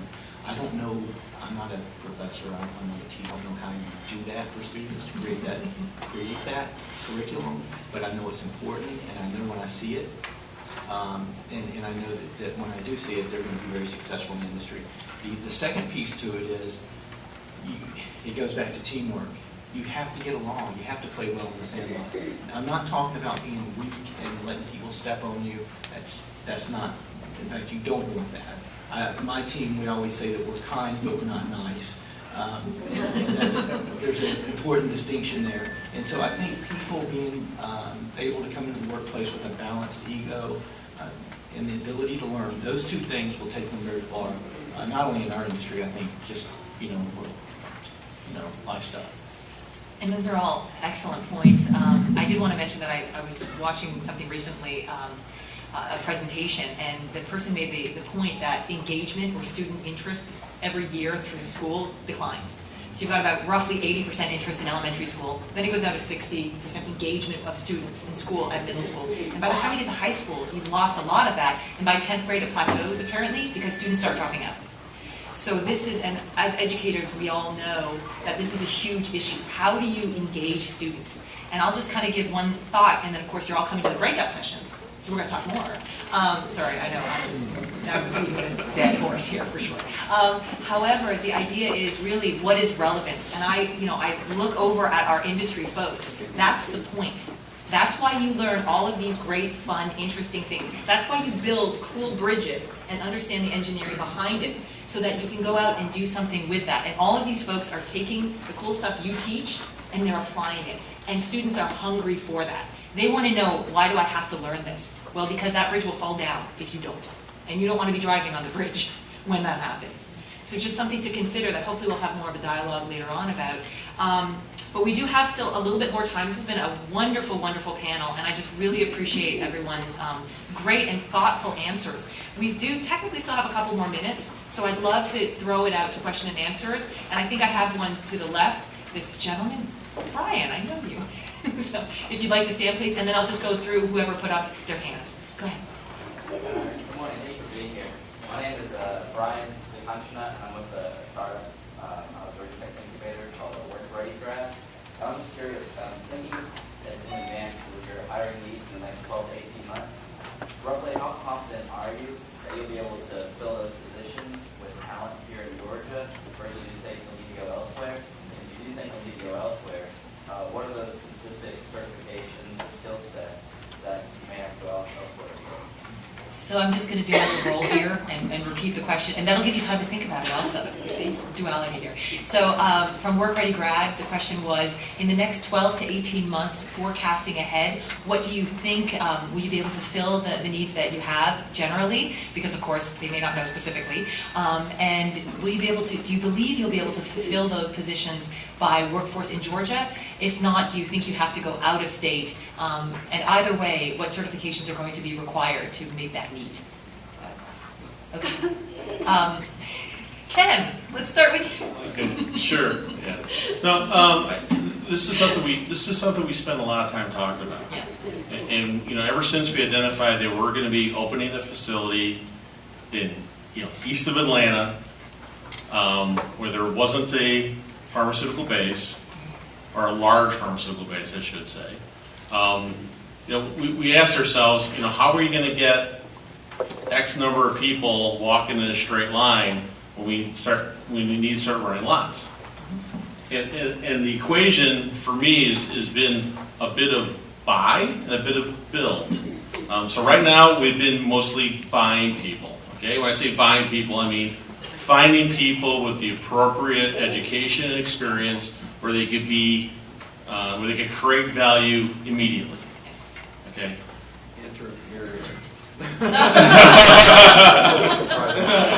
And we appreciate Mariel as a supplier. Yeah, we're waiting for them to come around. Mariel's like, I'm just waiting till you build, right? Build. But in all honesty, a lot of our employees come from Research Triangle, North Carolina. We get people. Well, we're attracting people to come to Georgia. And and up and down really the eastern seaboard is sort of kind of where we've been. But again, we're looking for people with that 15 plus years experience. And but we really are at the beginning, what I call the build phase. Okay, partnering with Quick Start, we're going to begin hiring people right out of college the first part of next year.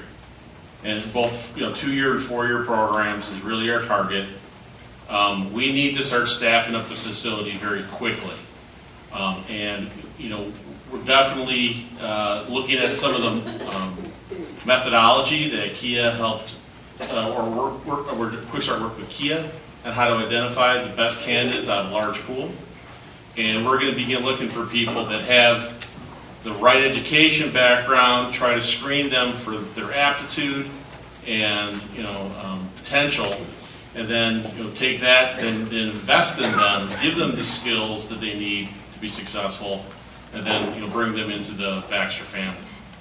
But we're really sort of kind of at the beginning of what I call this build phase.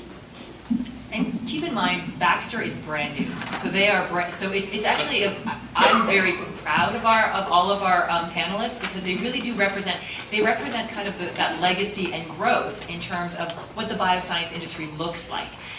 So I wonder, Marielle, do you want to, Marielle, I've just given you your company name. Frank, would you like to? That's what.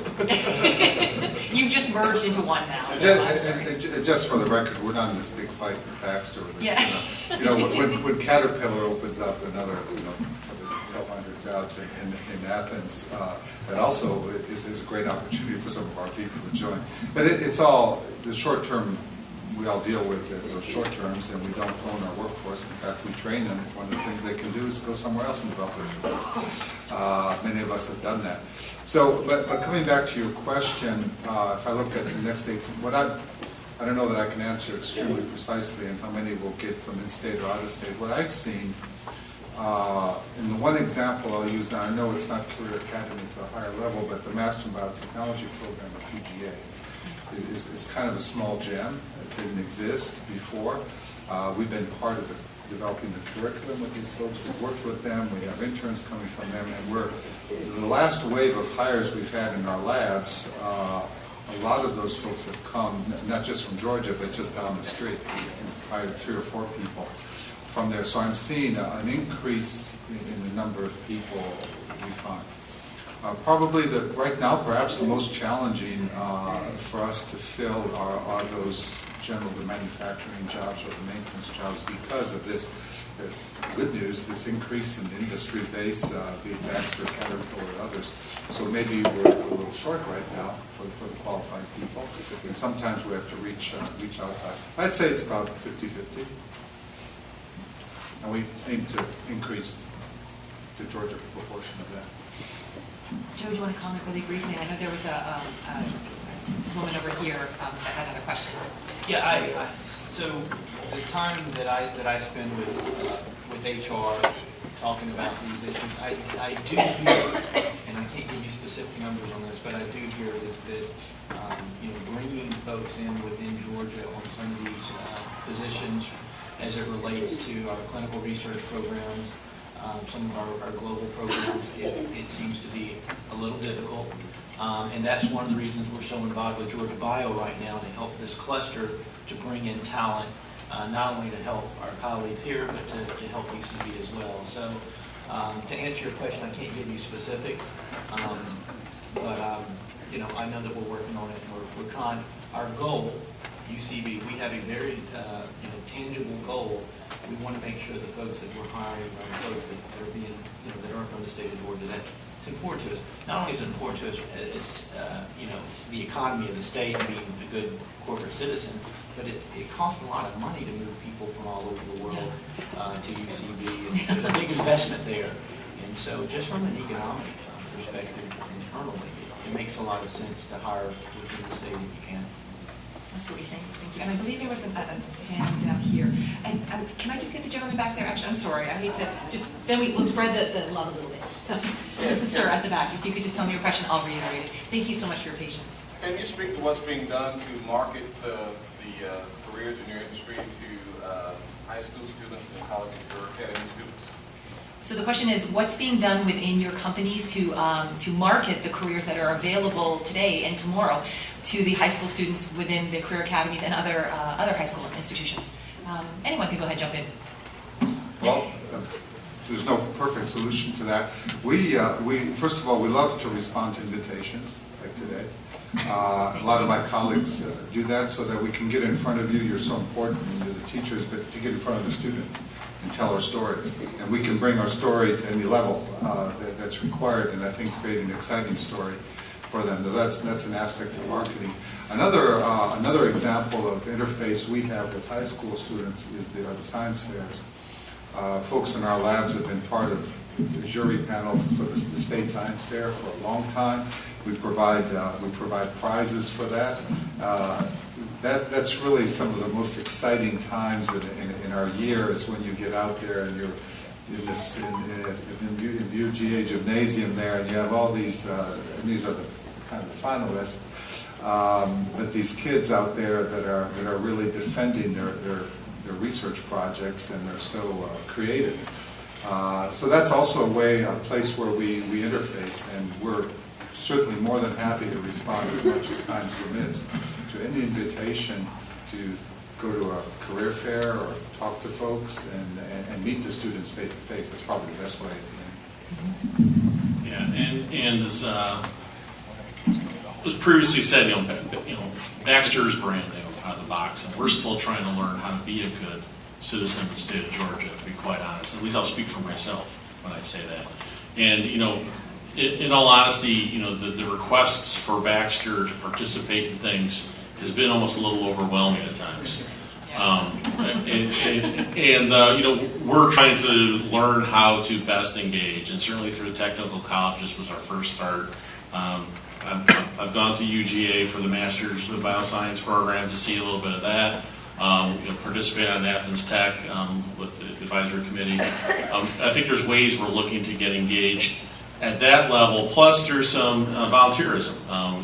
We've been involved with Junior Achievement. We've done a couple sessions through Junior Achievement. We had, I think, close to 40 different people from Baxter came out to support each of these sessions, as well as other community involvement things, trying to show that we're here not only to make life-saving therapeutics, but also to be a good member of the county and the area, as good as citizens. So we're still sort of emerging. I'm still trying to figure out where we fit. I appreciate the patience of the technical colleges, because they say the same thing. Once you start hiring people, we'll have more people that want to go into the program, and I think that's a reasonable understanding. I think the Lieutenant Governor said if you start building people, the companies will come. But I think the counterpart to that is, once we start hiring people out of these 2-year or 4-year programs, we're going to see a lot more interest in these programs. Absolutely. And these programs will grow. It'll happen. 2 years ago, I was probably one of 10 people that were hired to be in Georgia. Today, we're approaching near 300. We're growing very quickly, and our needs are going to change over time. Joe, can I get you to maybe answer that question? And I apologize if that's the last question, because then I want to give it over to the Lieutenant Governor for the closing remarks for our panel. Joe, do you want to just maybe answer really briefly some of the things to let people know how great UCB is and to really get people excited about that? Yeah, so I think most of our engagement is at the college level. We have programs with Emory, Georgia Tech, University of Georgia, Georgia State. The high school level, I know that there's some participation with some of their science fairs, and we're also looking to get more involved with with the local high school there in Smyrna, and maybe adopt a school. But in terms of a specific program that engages high school students, we're not there yet. But it's not that we're not happy to be there. We did not have a government relations, public affairs group until I got there. I built it out, and all of our time has been focused on building out stuff across the states with lobbyists and lobbyists in D.C. And now we're just now starting to turn our focus into community and become more involved. And that's one of the things that I'm currently working on.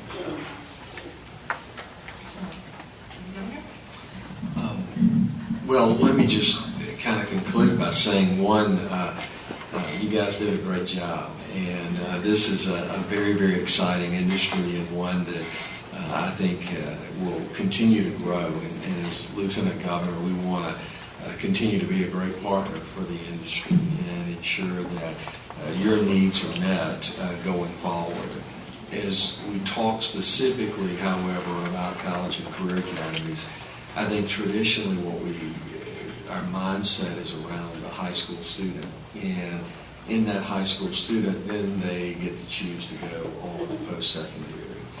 What we're trying to do on the front end is allow kids to explore these pathways, and ultimately, quite honestly, the end of the 10th grade, junior and senior year, they have the ability to pursue that career, and it's in a partnership with a post-secondary institution. Ultimately, where many of them will go ahead and receive out of high school their associate's degree.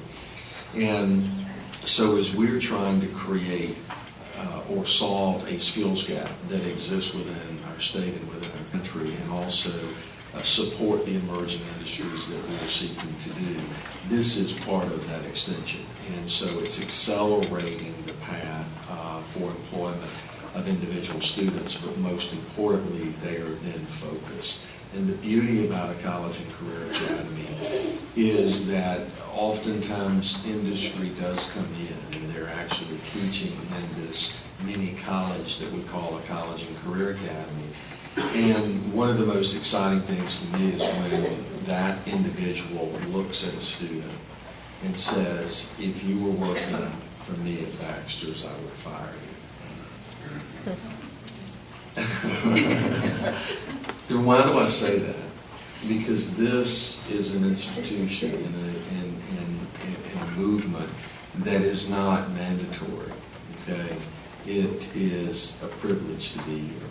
And so when we talk about soft skills, that's a great way in which you create the soft skills. And so it's really exciting of the movement that is existing with college and career academies, 29 across the state, about to be 32. Our goal of 2020, we will have every student access to a college and career academy. And so this is going to expand rapidly. And the idea is that we don't want kids going through and getting a bachelor's degree and looking back to try to determine what they're going to do with it. We want to impact it on the front end, and this is the opportunity by which that happens. This is where it becomes critically important for your industry, and that partnership of us working together, just like with Quick Start, can become so valuable. So, this has been awesome to have you guys here today, and I look forward to the 3 o'clock. I think I'm going to be present. I'm going to be part of that as well. Or am I? Yes, you are. Yes, you are. I'm sorry, I just did that. We will see. Thank you again, and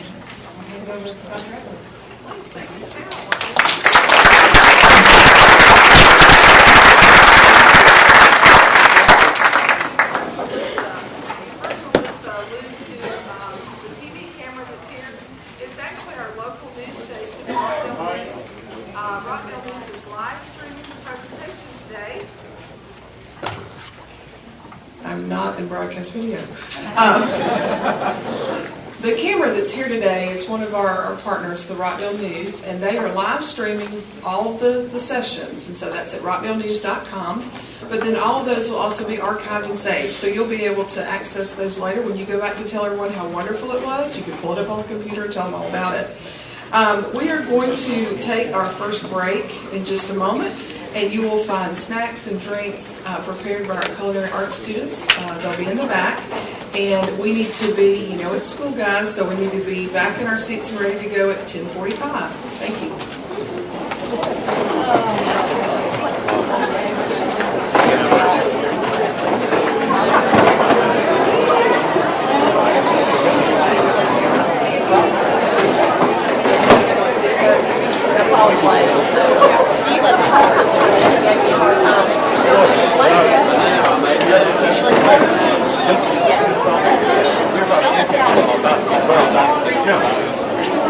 I saw it.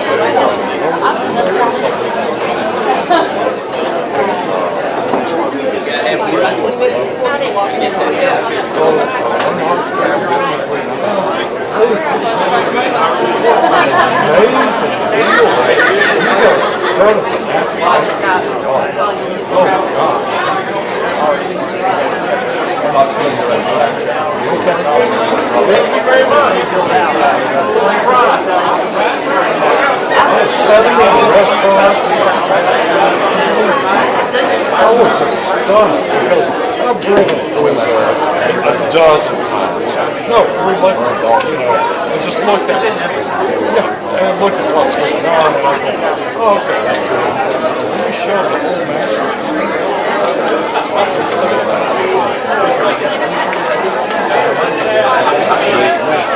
Amazing. Yeah, really is.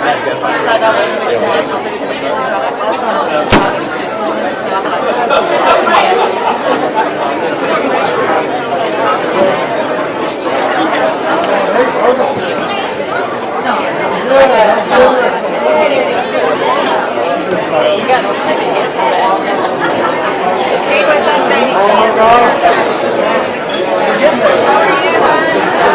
I know they're not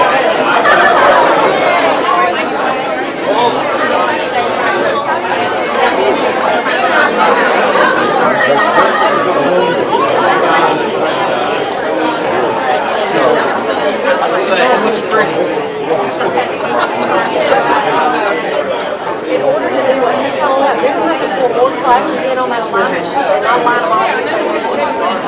That's just crazy. But I mean, yeah, she's so good that they had more courses. No, I mean, look at this guy.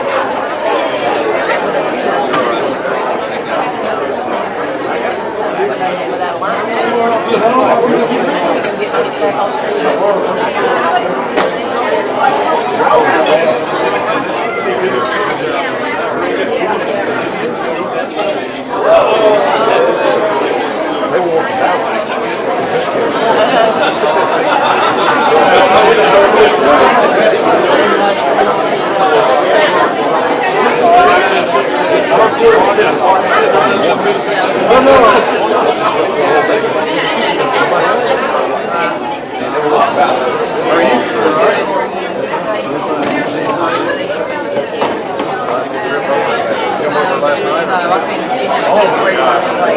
We came over last night, we got stuck in traffic.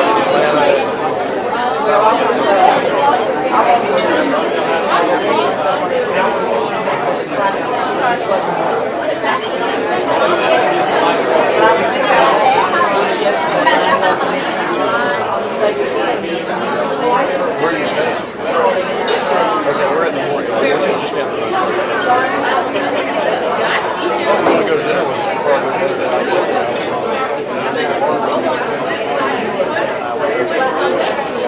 Should have called you to see if you want to come with us.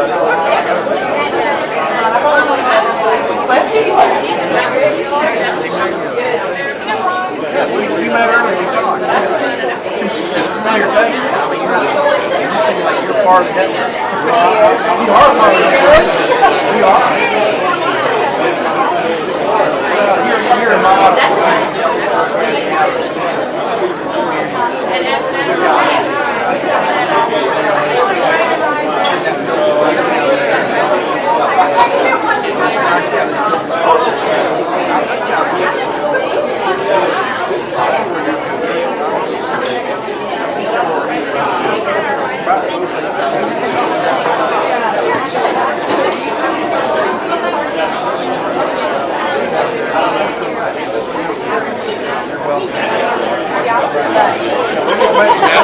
we're hoping hosting next year. We'll see. Hey, I'm off for that. That would be nice. Here's my card. Make it fun. See if you come out with those. That would be great.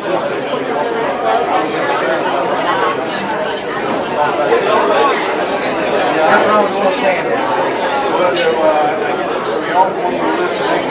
I hope so. We're trying. I don't know if we're going to get it. We were talking to Irene this morning. She said, y'all have to post on that. I said, well, I keep asking. Everybody knows. That's what I told her. I said, we can send one in Dalton on the ordinary stage. I said,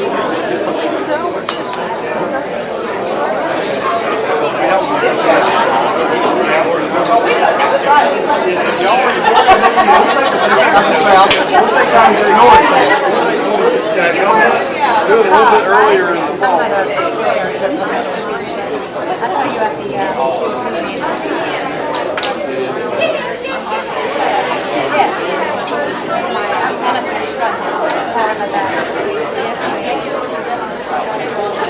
It's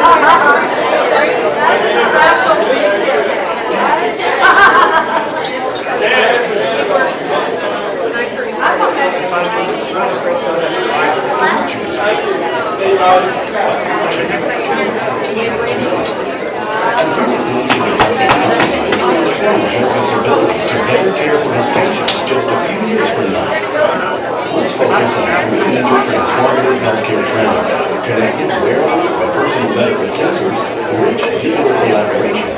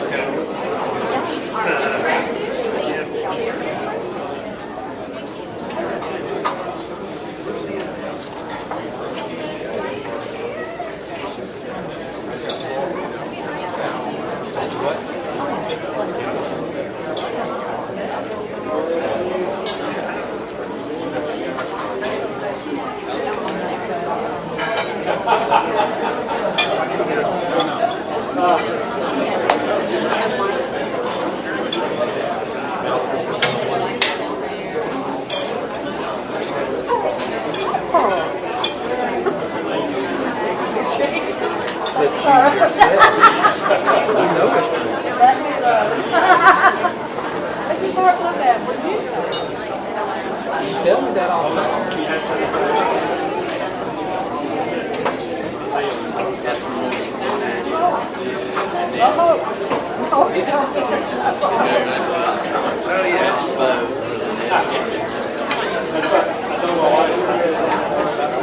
Yeah, they're from Vegas.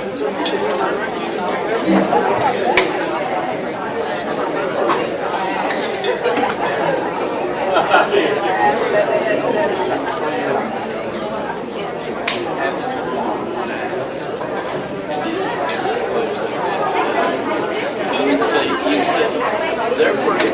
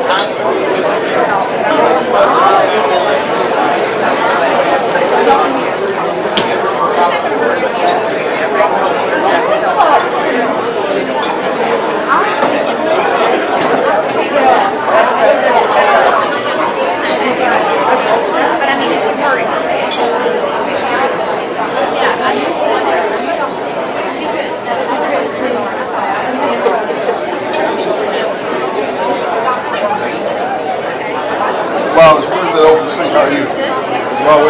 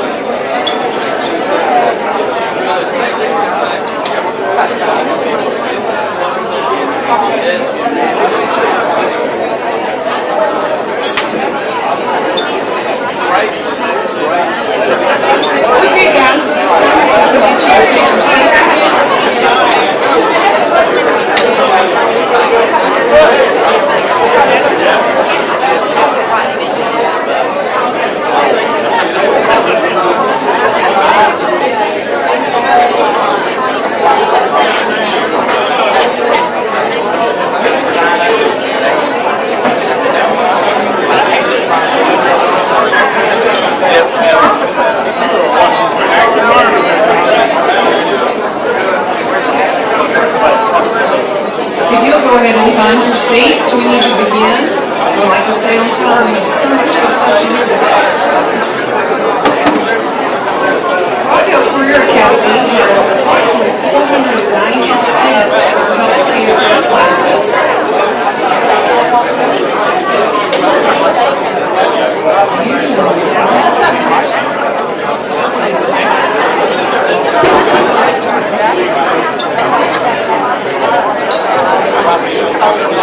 Educators, if you're with the College and Career Academy, raise your hand. Fabulous. If you are with Business and Industry, raise your hand. If you are with Community, raise your hand. If you want a Career Academy in your community, raise your hand. Yay! Excellent, excellent. It is so good to see such a great mix of folks here today. I did want to share just a little bit of information with you that you, especially is relevant today with the programs we're hearing from. We have approximately 490 students in our healthcare program here at RCA. And we have been surveying them as we look to develop additional pathways. And of the 490 that were surveyed for this year, approximately 25% are interested in a health IT or health technologies type of pathway being developed. That's remarkable because what we found was we didn't know how much students knew about health IT. So when we gave them descriptions of the programs, they responded very well. So we're actually looking at building an expansion to our Career Academy. It'll actually be a separate building back behind us over the next couple of years. It was approved through a SPLOST measure that will allow us to open up additional dual enrollment opportunities in the healthcare biotechnology field. So the students already, even as teens, know that this is an emerging industry. So to continue with the next industry, Health IT, I'm going to call upon Tina Mantella with the Technology Association of Georgia, TAG, to give us an overview of the impact of Health IT on Georgia.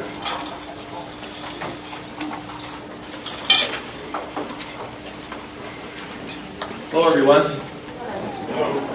It's great to be here today, and congratulations to the Lieutenant Governor and everybody involved with Career Academies. I think it's a really important piece of what we need to do in our state to make sure that we have the right people in terms of the right education that's going to fill the many jobs. I could do 10 minutes on the state of the healthcare industry. I probably could spend more than an hour just talking about it. It's very exciting and very important to Georgia. First, let me just tell you a little bit about the Technology Association of Georgia. We'll go to the first slide. So we're the largest tech trade association in North America. I think we're all fortunate to have this right in Georgia, because we think about California and the other states that many times have bragging rights about what's going on in their state.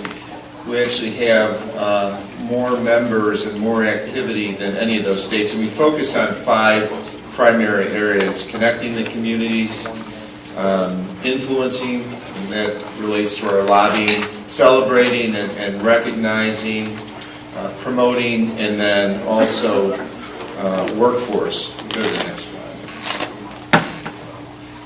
So the U.S. Bureau of Labor estimates that growth in the healthcare industry will yield 3.2 million new jobs by 2018. 3.2 million new jobs by 2018. That's the overall healthcare industry, but health IT is leading the way in that area. Health IT jobs pay an average salary of $81,000 a year. And investment in health IT has doubled to $2.2 billion since 2012, according to a report released by Marcom Capital Group. And Georgia is uniquely positioned to capitalize on this growth due to its diverse health IT ecosystem. Next slide, please. So the state boasts vibrant health IT clusters in Augusta, Athens, Carrollton, and metropolitan Atlanta, and many other areas around the state, which benefit from headquarters and presence in organizations like CDC and the American Cancer Society. The state also leverages a tremendous brain power emerging from over 20 universities, colleges, and technology schools with healthcare and health IT-related programs. And by the way, the encouragement by the governor and lieutenant governor to incentivize kids to think about health IT in terms of the Hope Scholarship Program is also going to be helpful, kind of driving activity in those areas. But students graduating from Emory, Georgia Regents University, Georgia Tech, Mercer University, Morehouse, and other great Georgia institutions provide health IT business with a supply, I don't know if it's an ample supply, but a supply of young, intelligent kids coming out of school. There's been a recent study, too, that talks about the young and the restless population. Those are kids from all over the country that are willing to move to Georgia to take a job. Georgia is one of the incoming states in terms of that balance between kids that are going out of the state and into the state. Next slide, please. One of the unique things that's happened, I've been in this job for 10 years, is that in the last 3 years, there's probably the greatest push for technology and entrepreneurship in the state of Georgia. One example of that is there's more than 80 incubators and accelerators throughout the state. Some of you are familiar with the term makerspaces. That's also something that's growing here in the state. So there's a lot of activity in these accelerators. You have young, not always young, but professionals, entrepreneurs that want to build a business. And these accelerators and incubators are places that will support our entrepreneurs. And many of these facilities that are developing and tools that are developing are intended to support the health IT innovation area in some capacity. There's startups like MMJ Labs, Sensotex, PayMT, MD, Vitamin C are taking root here in the state, along with several others. Early investments in infrastructure, education, research, and talent have also enabled the state to emerge as a leader in a number of areas critical to health IT. Next slide, please. Electronic medical records. Atlanta is a home to more than 50 major data centers and with two of the nation's largest fiber routes intersecting in Atlanta, virtually every major fiber provider possesses a core interconnection point here in the Georgia area. This infrastructure, along with the state's strong information security industry, by the way, Augusta has just become, as some of you may know, the home for the Army Cyber Command, which is a whole game changer for that area, in an area of cybersecurity, which is probably the #1 technology industry that's emerging today. Next area is telehealth. Many of you know telehealth. Georgia's extensive communication infrastructure can support the increased demand for remote screening services, telemedicine, and related services. Mobile health, the practice of using communication devices such as mobile phones, tablets, computers, and PDAs to deliver health information, marketing services is now an essential component of the innovative healthcare space. And Georgia offers a fertile environment for innovation in this space as the state's among the top 10 areas in the United States for mobile development, with at least 24,000 jobs attributed to this sector. And then healthcare payment processing. U.S. healthcare payment processing market is estimated to have reached $2.7 trillion as a total of payer-patient payments. Georgia companies already are claiming over 70% of the payments that flow into the United States, as part of the United States, flow into the state of Georgia and through one of our companies. TAG's 2014 State of Industry Report indicated that Georgia's health IT sector added 17.2% more IT workers during the years 2008 to 2013. Next slide, please. A recent healthcare informatics survey report that was generated by Georgia's health IT companies are growing at a rate of over 40%. 8 of the top companies listed in the survey are based 8 of the top 100 companies in the survey are based in Georgia, including McKesson Technologies, which is #1, MedAssets, Greenway Health. Our dominance in health IT is evidenced by the presence of over 200 health IT companies in the state. Our health IT industry consists of over 16,000 employees and more than $4 billion collected in annual revenue. In fact, the nonprofit Institute for Healthcare Information Technology, which I am happy to serve on the board, and you'll meet Pat Williams, who's chairing it, recently commissioned an online survey for healthcare IT suppliers and vendors and purchasers, hospital clinicians across Georgia to gauge the status of their plans to expand and hire from within the state. Some of the key findings in the survey are really quite interesting. Next slide, please. 79% of all respondents stated that they currently have healthcare IT jobs available for employment. 64% of all respondents stated that they have expansion plans in Georgia in the next 5 years. Top healthcare IT jobs include IT security, systems administration, project management, help desk, health IT trainers, and technology support, database administrators, and network administrators. So Georgia has the assets, the institutions, the ingenuity to grow as a hub for health IT. We're already a leader in the nation in this area, and we can continue to grow and thrive. Next slide, please.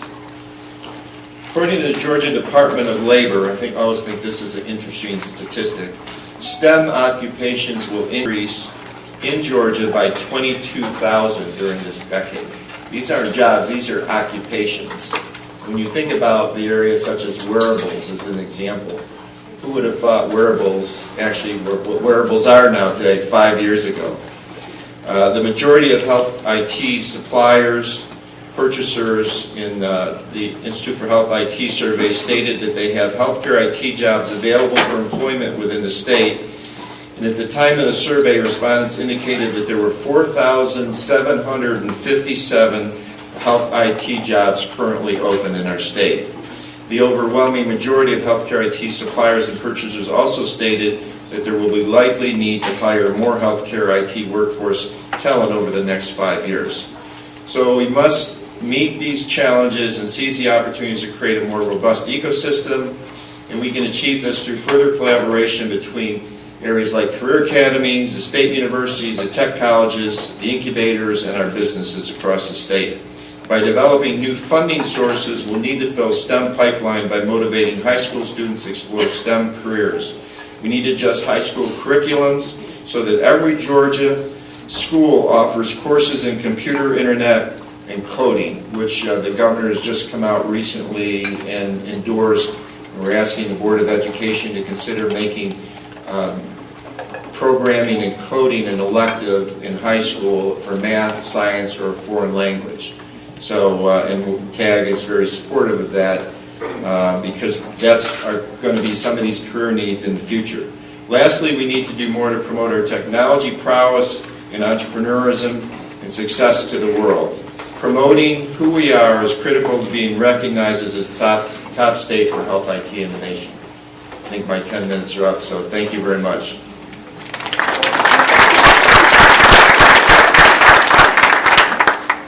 Thank you.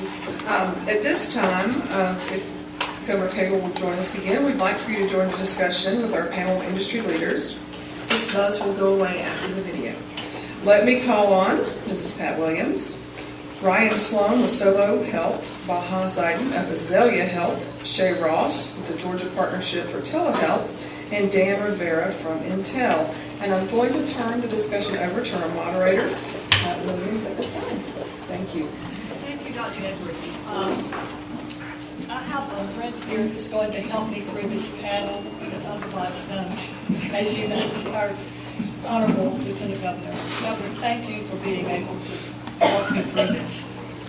Who wants to start? Can I tell a story to start with? Sure. Phyllis Johnson, are you in the audience? Okay, raise your hand. Phyllis will know that this is the day that a dream came true for me. And Phyllis, I won't ask you to stand up and tell it, but I had a dream, not a night dream, but a real dream, a passion dream, of being able to sit on the bar stool in a classroom of students in rural Georgia and being able to tell them about healthcare IT and about how they could actually move through our education systems and get a great job. Well, I never dreamed that I would be sitting on a bar stool next to you, sir, with a great panel, with an entire room of educators. So I am very thankful for this opportunity, and I hope that we can instill that interest in you. I had a teacher when I grew up in rural Georgia, and I had a teacher, and she had this Spanish. And when we weren't interested, we were looking at the sign over the bulletin board, and it said, "A winner never quits, a quitter never wins, and a winner never quits." So I think that that's one of the messages that I would like to encourage all of our educators to know, that all of your students out there, you have so much of an impact on your students and the life, and that one phrase impacted me in being here today. So with that, I will continue stories on about how I have this passion for health IT, and I see that as a growing industry, as you just seen Tino talk about. And that's one of the places that we, thanks to Phyllis, the Technical College System of Georgia, University System of Georgia, that's all working together with us to create career paths so that these students, your students, have a great opportunity in the field of health IT, which is one of the growing industries. So I've told my story. So what's your story? How did you get interested in all of education in general and health IT and the whole thing? Well, first of all, let me just say, this is a very, very exciting pathway and an industry that, as Tino just articulated, that's exploding. I don't think any of us, oftentimes, many of these jobs and organizations, we don't always see. It's unlike the Baxters and the Caterpillars of the world. But these jobs are everywhere, and they are highly in demand. And when you pause and think for just a moment, that it's 70% roughly of all the credit cards that are processed in America are processed right here in the state of Georgia. It's pretty amazing. And when I visit hospitals and I talk to the various individuals, executives there, and they tell me that, Casey, you have no idea what demand we have relative to health IT and the amount of money in which individuals are making. It really begs the question that, are we as an institution focused enough on this strategic field, and are we doing all that we can to promote it among our high school students and also give them the opportunities to explore this kind of earning potential?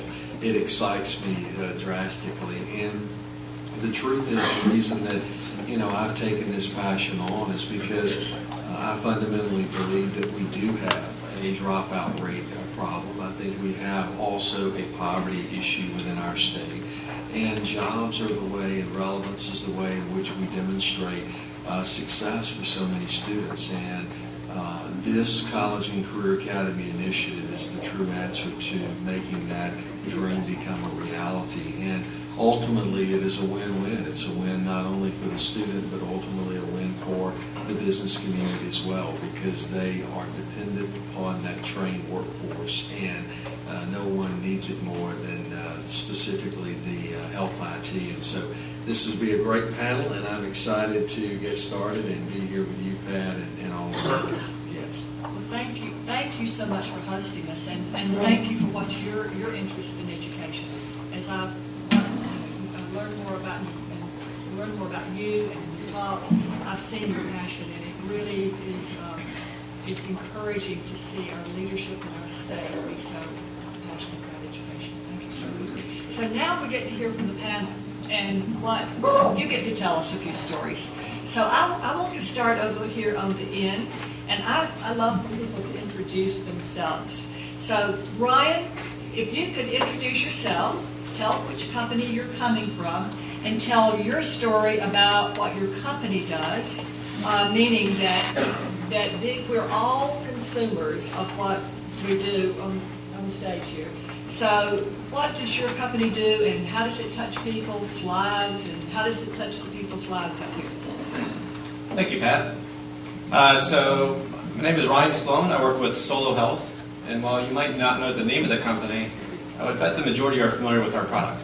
So we actually have a health and wellness kiosk, which is located in this state, every Walmart and every Sam's Club. So if you go into the pharmacy, if you're shopping for products, you've probably seen the device in there. And what we did is we replaced the old blood pressure machines that really just did one feature. We put in a new kiosk, which not only takes your blood pressure, but also checks your vision, takes your weight, calculates BMI, gives you a health risk assessment, takes your pulse, and really gives a free, immediate checkup for individuals. And if you think about healthcare, that's really some oxymorons in healthcare. Most things aren't free, most things aren't immediate, and most things aren't easy to use. So that's what we focus on. We do a total checkup in 3 minutes. We've grown drastically. We received FDA approval in 2012, started our deployment with 100 kiosks. We have 3,600 kiosks today nationally. We're going to grow to 6,000 by April of next year, depending on any delays in production. And national agreements with Walmart, Sam's Club, and a few other grocery chains. But the exciting piece now is that we're really moving into employer health and wellness and working with a lot of big-name companies. We're going to be announcing a clinical partnership soon with a major hospital system, which will, I think, really accelerate space in that space. Personally, I went to school here in Georgia, Northern Atlanta. I went to University of Georgia, and I received my MBA from Northwestern University in Chicago. So Ryan, you just didn't answer the second question, I think. That are you planning to expand your business there? Definitely. So I think everybody in here has been to Walmart, maybe. Anybody not been to Walmart? That might be better. We've all been there. So with that, let's go on to Baha for a second. And Baha, tell us your story. But first of all, Baha comes from way down there in South Georgia. But we've recruited him to Atlanta. So tell us about that. Thank you, Pat, and thank you, Lieutenant Governor, as well, because actually our leadership in the state of Georgia has been a huge. They made an early on decision to focus on health IT before health IT is popular, and this is really an honorable thing to be in a state where our leadership has focused on that early on. I'm Baha Zidan, I'm the CEO of Azalea Health Innovations. Azalea Health started in Valdosta, Georgia. We started with actually 3 co-founders in 2008 in the middle of the recession. Actually 2 months later the recession happened. I'm like, oh wow, what kind of luck we got. So,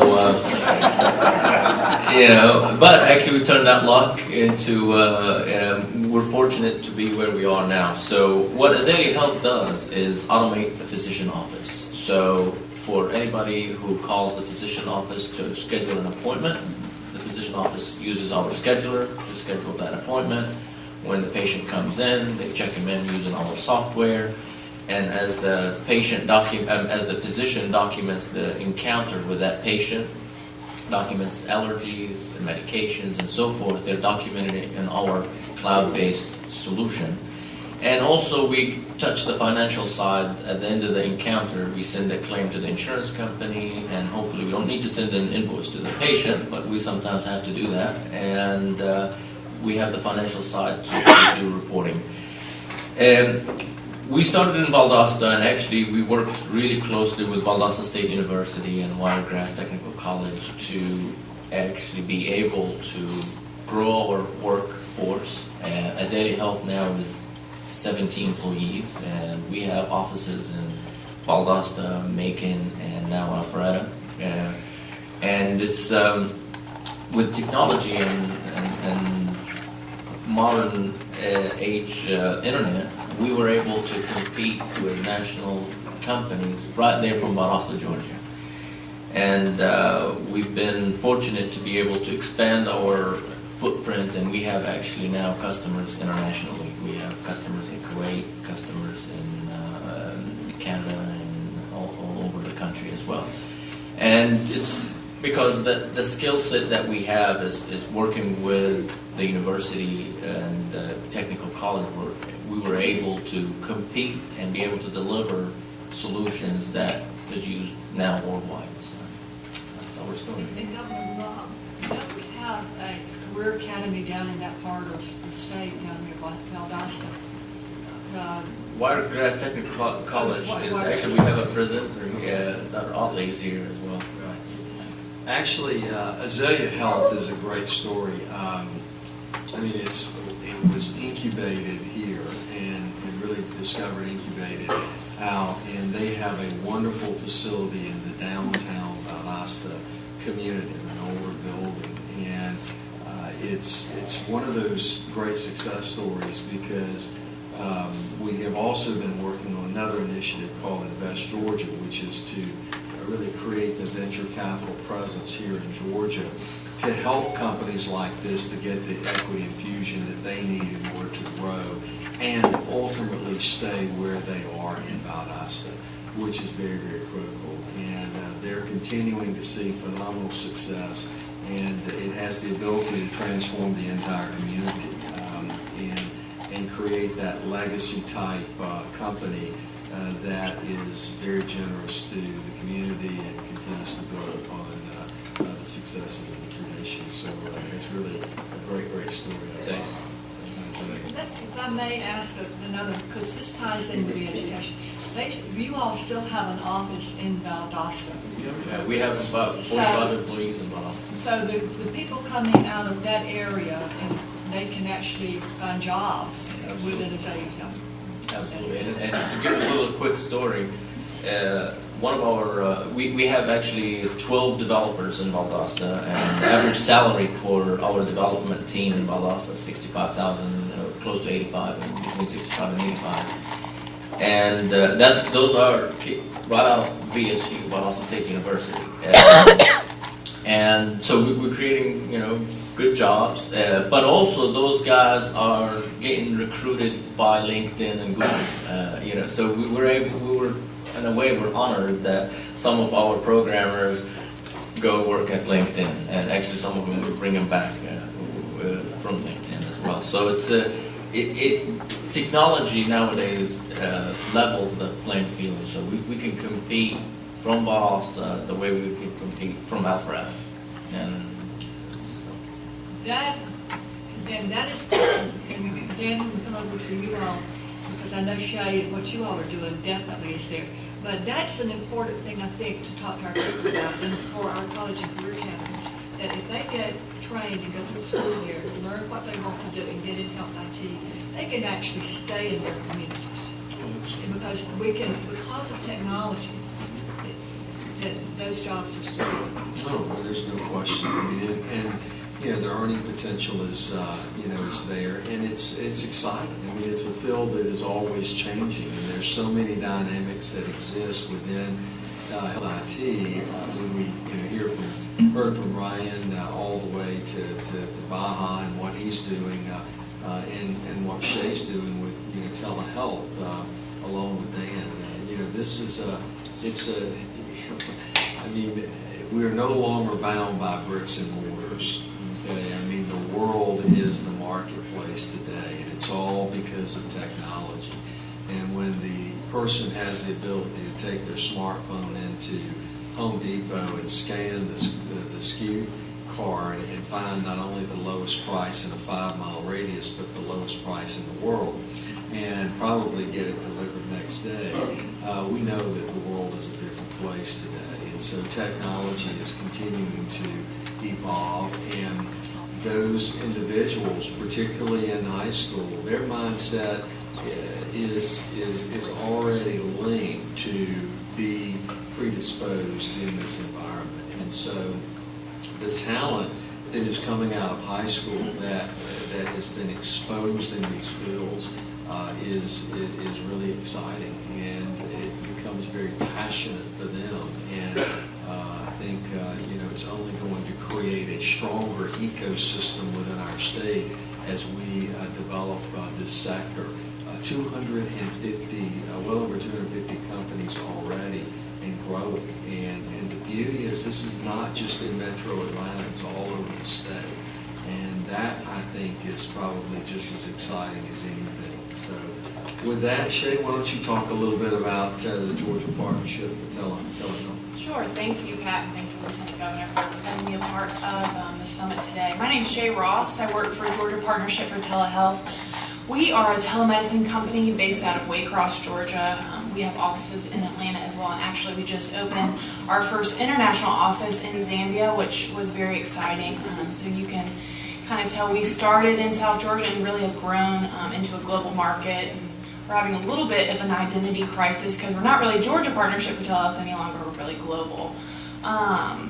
Basically what our telemedicine company does, we're appliers of telemedicine. We don't create the software or hardware. We go into rural communities, clinics, schools, different medical sites, and apply this technology so patients all over Georgia, all over the world, can see specialty physicians in more saturated markets like Atlanta, Macon, Augusta, Savannah, getting access to people in communities that didn't have access to specialty health care within those communities. And we started in 2006. In the first year, we did 8 telemedicine encounters, which doesn't sound like a lot, but to us was really exciting and was a lot. And in 2013, we had over 130,000 encounters, and in 2014, we're projected to have over 200,000 telemedicine encounters.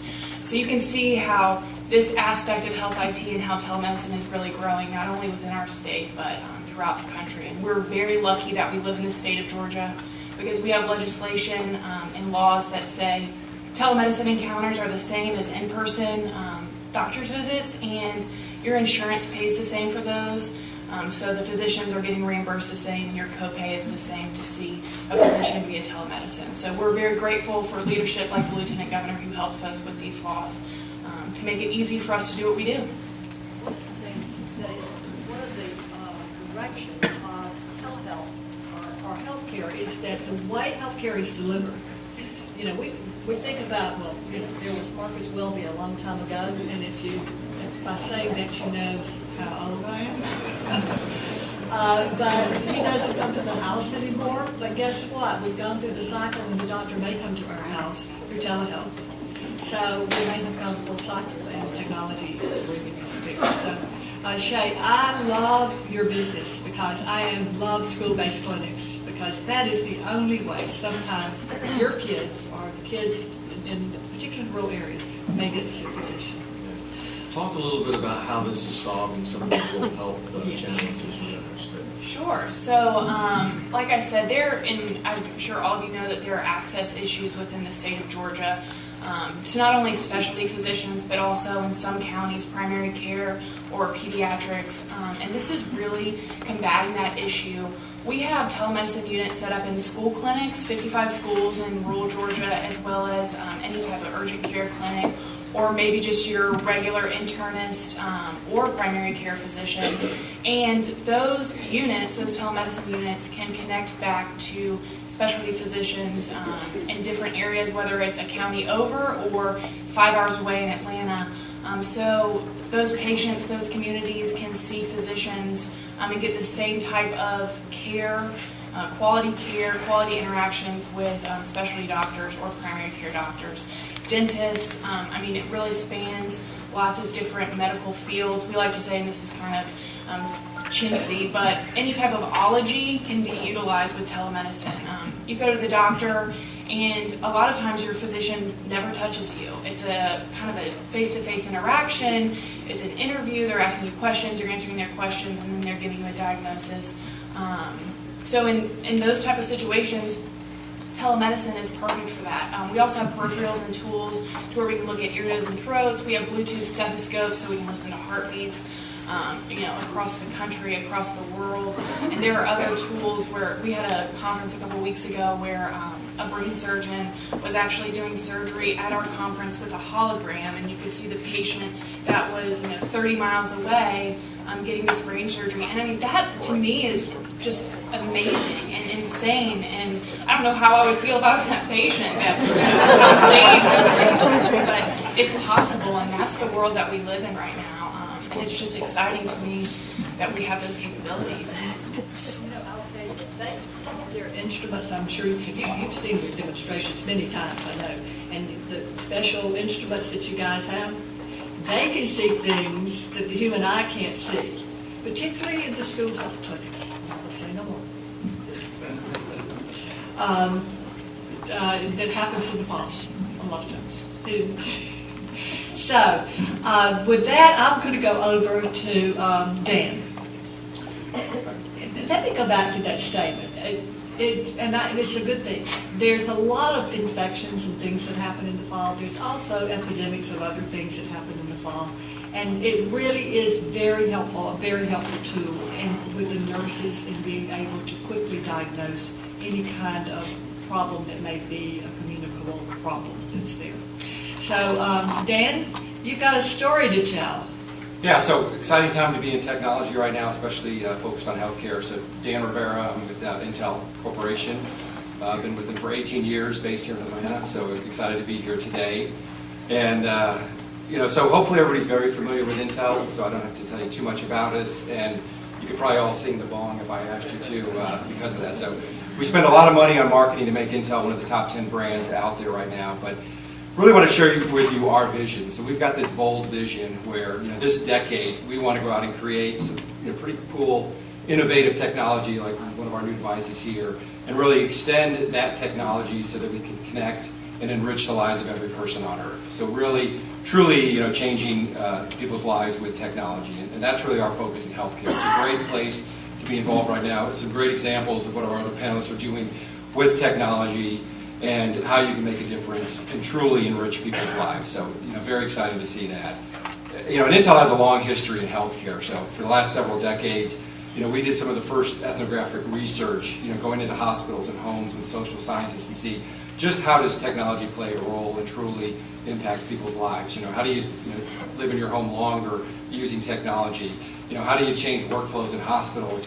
Myself being a patient at times, it gets a little uncomfortable when you're out there and your physician's typing on a keyboard, you're sitting up there and looking at them, you're not making eye contact. It's, how do you change things so the behaviors are different and technology is really improving the situation and not making it worse? So, great story about Intel and in health. Eric Dishman, who runs our Health and Life Sciences group, he's been living with cancer for the last 20 years. So we've seen him, have his highs and lows, and very challenging. Understands the healthcare systems, because of that. And just in the last few years, with a lot of the work we've been doing around analytics and personalized medicine and the ability to go out and map the human genome, they went ahead and looked at Eric and, did some mapping on his genomes and figured out that they'd been treating the wrong cancer for the last 20 years.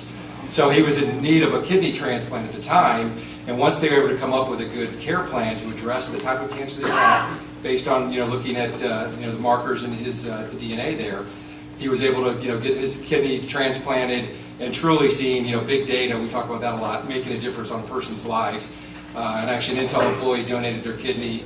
And Eric is, out there around, he has a great TED Talk, so if you ever go out to TED Health, you could listen to Eric talk about his passion of healthcare and, what we're doing to make a difference there. So with that said, we do have a video that we would like to show that is kind of the day in the life of a physician in 2020 and just really, what's going on with wearables and this personalized medicine as well as what we can do with collaboration. And, the technology is there now. And our vision is 2020. Obviously, we'd love to see that happen sooner, but then also what are the skills that we need to go out and deliver on this vision. So with that, we'll go to the video.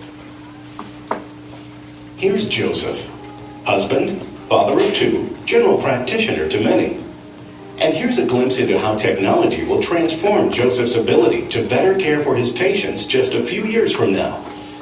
Let's focus on three major transformative healthcare trends: connected, wearable, or personal medical sensors, rich digital collaboration, and enabling personalized medicine via genomics and other data. Like today, many of Joseph's patients are managing chronic conditions. Unlike today, Joseph's future patients will have wearable or personal sensors that monitor their conditions and their environment and securely connect to the internet to send encrypted results to Joseph's facility's private cloud. There, wearable data and other data sources can be analyzed to identify trends in conditions and automatically send results to Joseph's office and alerts to his mobile device for any patients determined to be at risk. This lets Joseph know each patient's current condition and focus his efforts on patients requiring more immediate care or intervention, enabling Joseph to treat more patients while improving outcomes. Richer, more flexible collaboration will be another transformative capability, enhancing how Joseph communicates with patients, clinicians, and caregivers in the future. Imagine Joseph starting his day using social media to touch base with some of his patients, congratulating those who are on track based on their wearables, coaching those who need help, automatically alerting his asthmatic patients of today's high pollen counts, and warning his elderly patients about the extreme temperatures that are expected. Later that morning, Joseph collaborates with a surgeon post-operatively, which includes the surgeon sharing a video of the procedure to highlight considerations in the patient's future care. In the afternoon, he might have a video collaboration with a community care nurse and patient regarding a wound complication. Joseph might ask the nurse to touch a biosensor probe to the wound, which instantly identifies the specific genomics of the bacterial strain from an infection. He could then add a wound specialist to the collaboration to quickly determine next steps, enabling Joseph to orchestrate the right people and care, even when he's many miles away. Another exciting opportunity for Joseph will be the ability to easily obtain and sequence genomics data for patients, analyze it, and personalize care for each patient based on that analysis. That sort of big data analytics can help Joseph predict conditions and changes before they occur and determine preemptive measures to minimize those problems. It will also help Joseph's cancer patients, where today their oncologists must rely on a time-consuming treat, hope, test, and adjust approach versus using analytics to know how each patient's specific tumor cells interact with millions of potential treatment combinations before choosing the best treatment on day one. Though all these scenarios are future-based, many of the enabling technologies exist today. Compared to today, those technologies will continue to provide Joseph with deeper insight about more patients, faster, and communicate more easily with key stakeholders involved in those patients' ongoing care. Want to find out even more about what we and others are doing to transform medicine in the future? Just visit us here on the web.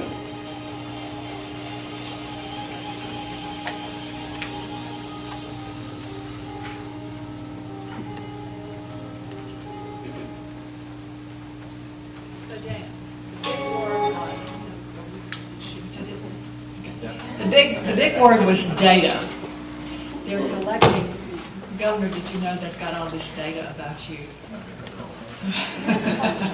So, well, I was told yesterday by an attorney that patient information is worth more on the black market than some of the things, the breaches that have been in Home Depot and Target. I mean, that was like, whoa. So, guys, what are you doing to protect the governor?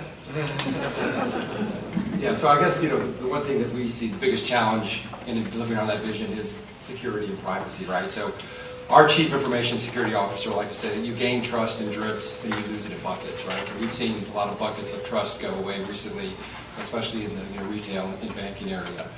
So that's the challenge is how do you deliver on that vision very securely and people are comfortable with their data being out there. We'll talk about cloud and some other things that make it less comfortable for patients and even physicians with the liability. So I think security is going to be key in making sure we've got the right capabilities within the people that are doing it, and also people are now the new perimeter, right? So we are doing the ones that are clicking on the links that are exposing companies and making them liable for that. So it's a whole new dynamic that wherever your device is, you are that perimeter that people have to try to keep secure and definitely make technology. So I'm going to go over to Ryan, because Ryan, I've talked with the CEO of your company, he's on our board, and he talks about he loves data. And that's what you all are doing, a lot of that. All of you are. So talk to us a little bit about data, and then also this ties in, Governor, with the focus that you have, that I have a passion for, and that is educating our students and what kind of career fields can they get in that would lead to jobs in your companies. And did you have a question that you'd like to ask them about data? Are we good? Okay, proceed. So I think Dan hit on it. The core for data with consumers is trust, and it takes a long time to earn that trust. And transparency is absolutely required. So individuals are comfortable with data being shared if they consent to it. If they don't consent to it, then you lose trust and you have the backlash Target and others had. We are very aware of this item. Obviously, we work with the world's largest retailer and collect personal health information in their stores. So obviously, it's we get audited regularly. We work with government-level security standards. But we've taken the stance of over-informing the individual. If they do have, if this information is being shared with their employer's health and wellness company, we make sure they consent every single time and they're fully aware. And if they're aware, we have 99% of people consent for it. But it's really that transparency and trust up front. Now, from the value of the data, it's really quite amazing. So once you take away the personal piece and you don't know who the individual is, we do know the average blood pressure of every 68-year-old African-American male in the country. Not every, but a sample size. We have 86 million records where we don't know the individual, but we can draw population health insights that are really unparalleled in the industry. So that piece of the data, just from helping with healthcare partners and to manage care and to find what vegetable patterns predict high BMI and high blood pressure, those are the insights that we're using going forward.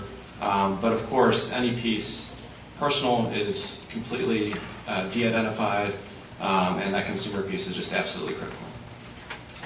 Let me just, in terms of analytics, what do you do with those, the analytics? Sure. So one of the things we're working on, we're trying to create a new health risk assessment, for example. Employers have these 100 questions they ask an individual, and there's, separate from the biometric data. We actually can collect the data, so we can find out that is an individual sleeping 6 hours a night? Is that correlated with high blood pressure and high BMI more than any other question? And if so, can we help that individual get a behavior change program? So if there's a simple program where they might be able to increase their sleep by 1 hour per night, is that what can really impact health costs? And these are the small behavioral changes for individuals, and we have the data to help drive and track that progress from a biometric standpoint. And when you couple that with their primary care provider or other programs, it's really a data point that doesn't exist elsewhere. So it's how do you track improvement based on behavior changes? I want to address both the big data and the security. As far as security goes, actually, it's our developers, that's the first. It has to be a cultural behavior within the organization, and we stay on top of it. We've never, luckily knock on wood, we've never been hacked. However, we constantly remind ourselves of this. So we don't want to be able. We want to be reacting ahead of the curve rather than behind the curve. And we built a part of the culture of the onboarding process of our employees. We touch a lot of patients and a lot of physicians, and we have access to a lot of data, so we want to be careful, and we constantly limit that access to that data. And we built tools within our application to kind of always be able to see who viewed that data, and that can't be tampered with. So me as a CEO, I can log into one of our customers' account, but it will always be there that I logged into that customer account, and it will not be altered. And the other thing is data and data mining and data science is a huge field. One of the most needed professions in our field is data scientists. People who can, right now, as we speak, there's 15,000 users in Azalea Health Systems right now keying information. So just while we're speaking, probably thousands of, probably millions of lines of text has been taught of discrete data and undiscrete data in our system. So having a profession where people analyzing that is a huge future in that. And also, for us as a software provider, what we look is information. So here's the data, and we want the provider to be able to filter this big data into useful information. And we build a lot of filters and an ability for them to take all of this data and just play with it. I want to see every male who's above 50, who is have high blood pressure, more than X or Y, and for example, build an alert where next time I see a patient similar to that pops up a message. So our mission is to provide, the physician has this data and provide the tools to make it useful information, and it's fun field to be in. Thank you, Baha. And Shay, I know you all are collecting a lot of data and privacy that's concerned there. So could you talk to us very briefly about what you all do? There's a lot of information in that. Sure. Excuse me. So our information is really transmitted via video chats. Via a video meeting in these telemedicine encounters. It's verbally translated. So we really have to make sure our network is secure. And there's no ability for someone to hack into these video conferencing. It's not like Skype, where it's open and it's easily accessed. We actually manage our own network and we have our own firewall set up. Somebody can't get in and watch these videos and collect patient data that way.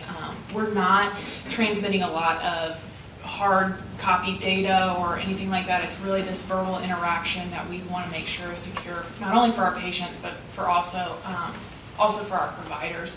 And that's another part. We really need to make sure the providers that we interact with are taking the proper precautions, are HIPAA compliant in what they do, so our patient data isn't being easily accessed by hackers or people that want to utilize it for, inappropriate reasons.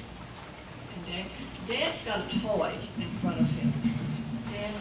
Yeah, so, obviously being with Intel, I'm the device guy, but, I think the key to this, and regardless of what your device is, and this is, kind of a phone that is also goes into a tablet, so I can, have my app, I have my wearable Fitbit, which, the key is it's going to change my behavior. So somewhere I heard, drinking red wine is good for your health, so I try to embrace that one, on occasion. But, and then I have to take more steps. So it's making sure that you're able to use that data, and it's going to change people's behavior. And I think that's the biggest challenge we see in healthcare, is that, you really got to make sure you have the tools and things that will make the behavior change that have an impact on healthcare. Because if it doesn't, then we're all just really wasting our time. And I think that's where, we need more people driving, whether it's mobile applications that keep you motivated, or these wearables that will let you know that you're kind of veering off down a path that's not productive, and those type of things moving forward. So, like I said, an exciting time to be out there, and taking advantage of all the data that's being created, and then going out and using that to make a difference on people's lives. You know, I was at a flea market recently on a Saturday, a hobby of sometimes Saturday afternoons, and I was walking along and I saw these ledgers, and I went over and started thumbing through it. It was from 1986. It was a doctor's ledger, and it had every patient name, the surgery, the date of their surgery, what the surgery was, and so forth. So that was 1986 in a flea market. I wanted to buy it because I thought it was interesting, but I was afraid to have it in my house. So, but we've come a long, long way. So we have only just a few minutes left, but these are educators, and they are preparing these students for your workforce. So I know that we talked a little bit, and Governor, I heard you talking about soft skills before, but I've had the privilege of going to a lot of companies recently and talking to them about what they needed when they were hiring people.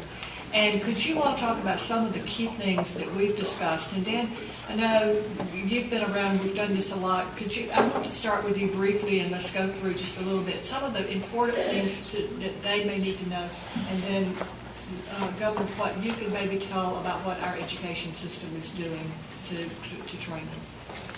Yeah, so I think it's a combination of a couple of things. I mean, there's some great opportunities out there. You mentioned the data scientist. Yeah, if I'm graduating out of a college right now, I'd put chief data scientist on my resume as an area that I would want to focus in. But I think it's also then taking that opportunity and then having the right vertical expertise. So really being able to go in deeper into healthcare, or whether it's retail or financial services. And then as Pat says, having some of the soft skills that help you be successful early on in your career. So it's not just being, data is probably, and I don't want to offend any accountants who are out there, but, kind of the accountant where you're just dealing with data and technology all the time.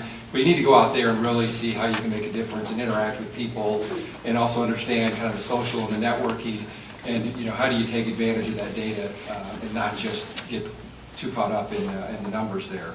So I think from an Intel perspective, we see a lot of opportunity just to get the skill sets where you do have some expertise around technology, and then the soft skills to go out there and interface with people, and like we said, these social scientists to go in and watch people's behavior and then truly make a difference with the technology.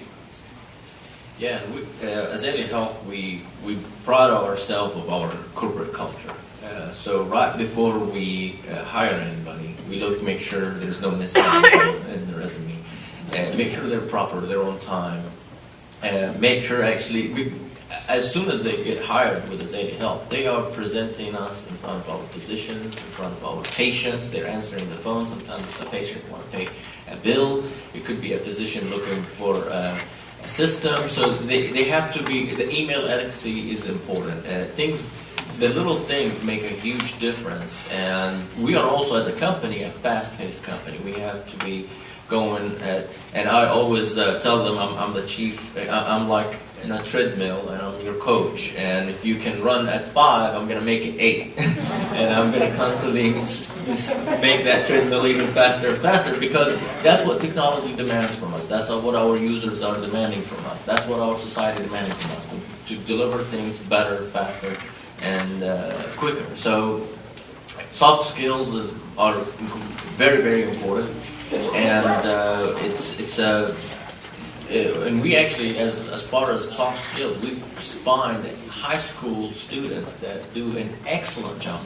Some of our greatest developers actually are just recently graduated from high school. So you'll see that across the board, but you also see people who come in to apply for a job and their Facebook profile is a beer in one hand and something else in another hand. So students need to be careful about that, and especially if they want to apply for it. Employers nowadays look for everything. We Google every employee before we look them up. We look them up on Facebook, LinkedIn. We look up everything possible about them. We check references and we double check, because it's a culture, and we want to make sure only the best who jumps on this bus. And I could definitely second that. We're adding 15 to 20 individuals next year. It recently took us 5 months to fill a healthcare developer job, and we moved our office actually down to Atlanta from Johns Creek to help with recruiting. And the toughest part was that you could find people with technical skills, but they didn't have interpersonal skills. So can they communicate with a team? Can they get out of their head on the coding and make sure that they're not doing something that will break the system and talk to the person next to them? And it seems obvious, but it's actually very important. And I think particularly important to this upcoming generation, having that good attitude, being willing to roll up their sleeves. 2 weeks ago, we had our entire company stuffing envelopes because we had a bonus program that was getting to the end, and we needed to send out a reminder to 7,000 employees, and we pulled everybody in, and nobody's above or below any role. But I think that particularly in a startup where people just need to be willing to do the work and not have that entitlement piece, but just willing to be a team.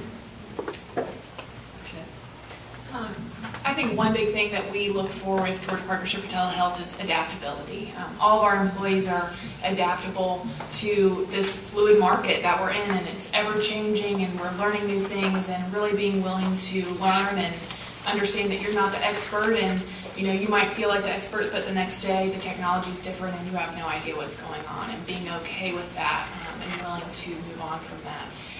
Just continuing education, and really your people skills are very important to us as well, because we're interacting with patients and providers, and sometimes patients who are in a really difficult place and they're dealing with difficult health issues, and we're trying to supply them medicine, telemedicine, so their parent who's had a stroke can see a neurologist across the state, or their child that has autism can see a doctor at Marcus. And those situations really require someone to have people skills and be able to empathize and understand that these are crazy life situations that we might not understand, but we still need to be professional and apply our telemedicine the same way as if it was an earache. So I think adaptability and personal people skills is really important, not only with just interacting with people, but also for the technology. And your kids that you interact with in the school-based clinics, the people that are interfacing with the schools, those social skills and sensitivity, I should say. Exactly. I mean, we are interacting, also, we're interacting with high-level specialty physicians that, have egos that can't fit in this room, all the way down to LPNs who are just learning their technical skills of healthcare and understanding how to interact with people on different levels and have the same respect for, all healthcare providers is important as well. And moving in the corporate office too, as far as critical thinking is huge in our company. We can't continue to think the same way. If you're doing one process, think about how can we change it to make it better. And that's what we're advocating. And it's important for people coming out of the colleges and technical colleges as well to come out with those. Well, as you can obviously see, this is not only a very exciting industry, but a growing industry as well, and very multifaceted too. And for so many students, one of the things that I think speaks loudly to me is that we're talking about individuals that are not just have a passion for IT, but also understanding the healthcare industry, which becomes very vital. And there are so many ways that a student can explore and get on a path that's going to lead them to success within this industry. And we want to make sure that college and career academies are positioned properly to help this industry continue to grow. And it truly is a partnership, and the only way that you guys can be successful is if you got the talent pool to draw from, and that means success for that individual student and obviously for college and career academies as well. So this is very, very exciting. All of you have had a lot of success, and as we see this industry emerge, I know that it's going to, or continue to emerge into what it's going to become over the next 5 years. Pretty dynamic. Actually, in Decatur, they have 18, with their partnership with Divine University, they have 18 students this year that are scheduled to graduate from high school and a 2-year associate's degree in IT healthcare. a real goal in which they set early on with 5, and this year they're on target to have 18 of those. And so imagine if you could duplicate that across the state, what impact it would have for the industry itself. So great discussion. Thank you all very, very much.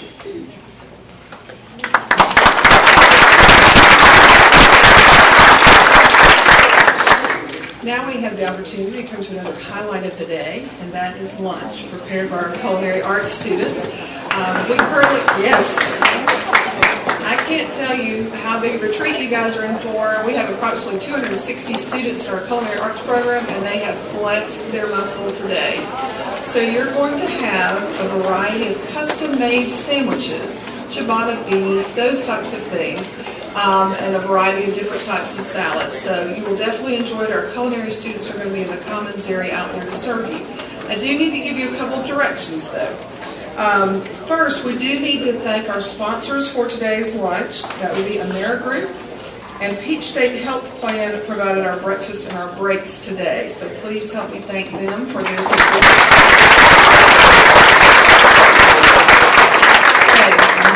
I'm between you and the food, but I have a few announcements. There are not enough seats in the commons area to accommodate all of you because this is a working school, and so we still have students eating on the other side. So you are most welcome to bring your plate back in here if you like, or to sit out there. Many of you have asked about some opportunities to see some parts of the building. When you have finished lunch, you will find any of our ambassadors out there in their sharp purple blazers. They'll be happy to get you to a particular program you would like to see or an area of our building. And so please do take advantage of that. One last announcement. If your school or organization was nominated for one of the awards that will be presented after lunch, please meet back in here at 12:45. They would like to get pictures of all of the groups that were nominated. So at this time, we're going to start flowing into the commons area. Please enjoy lunch and see those purple jacketed folks if you'd like to.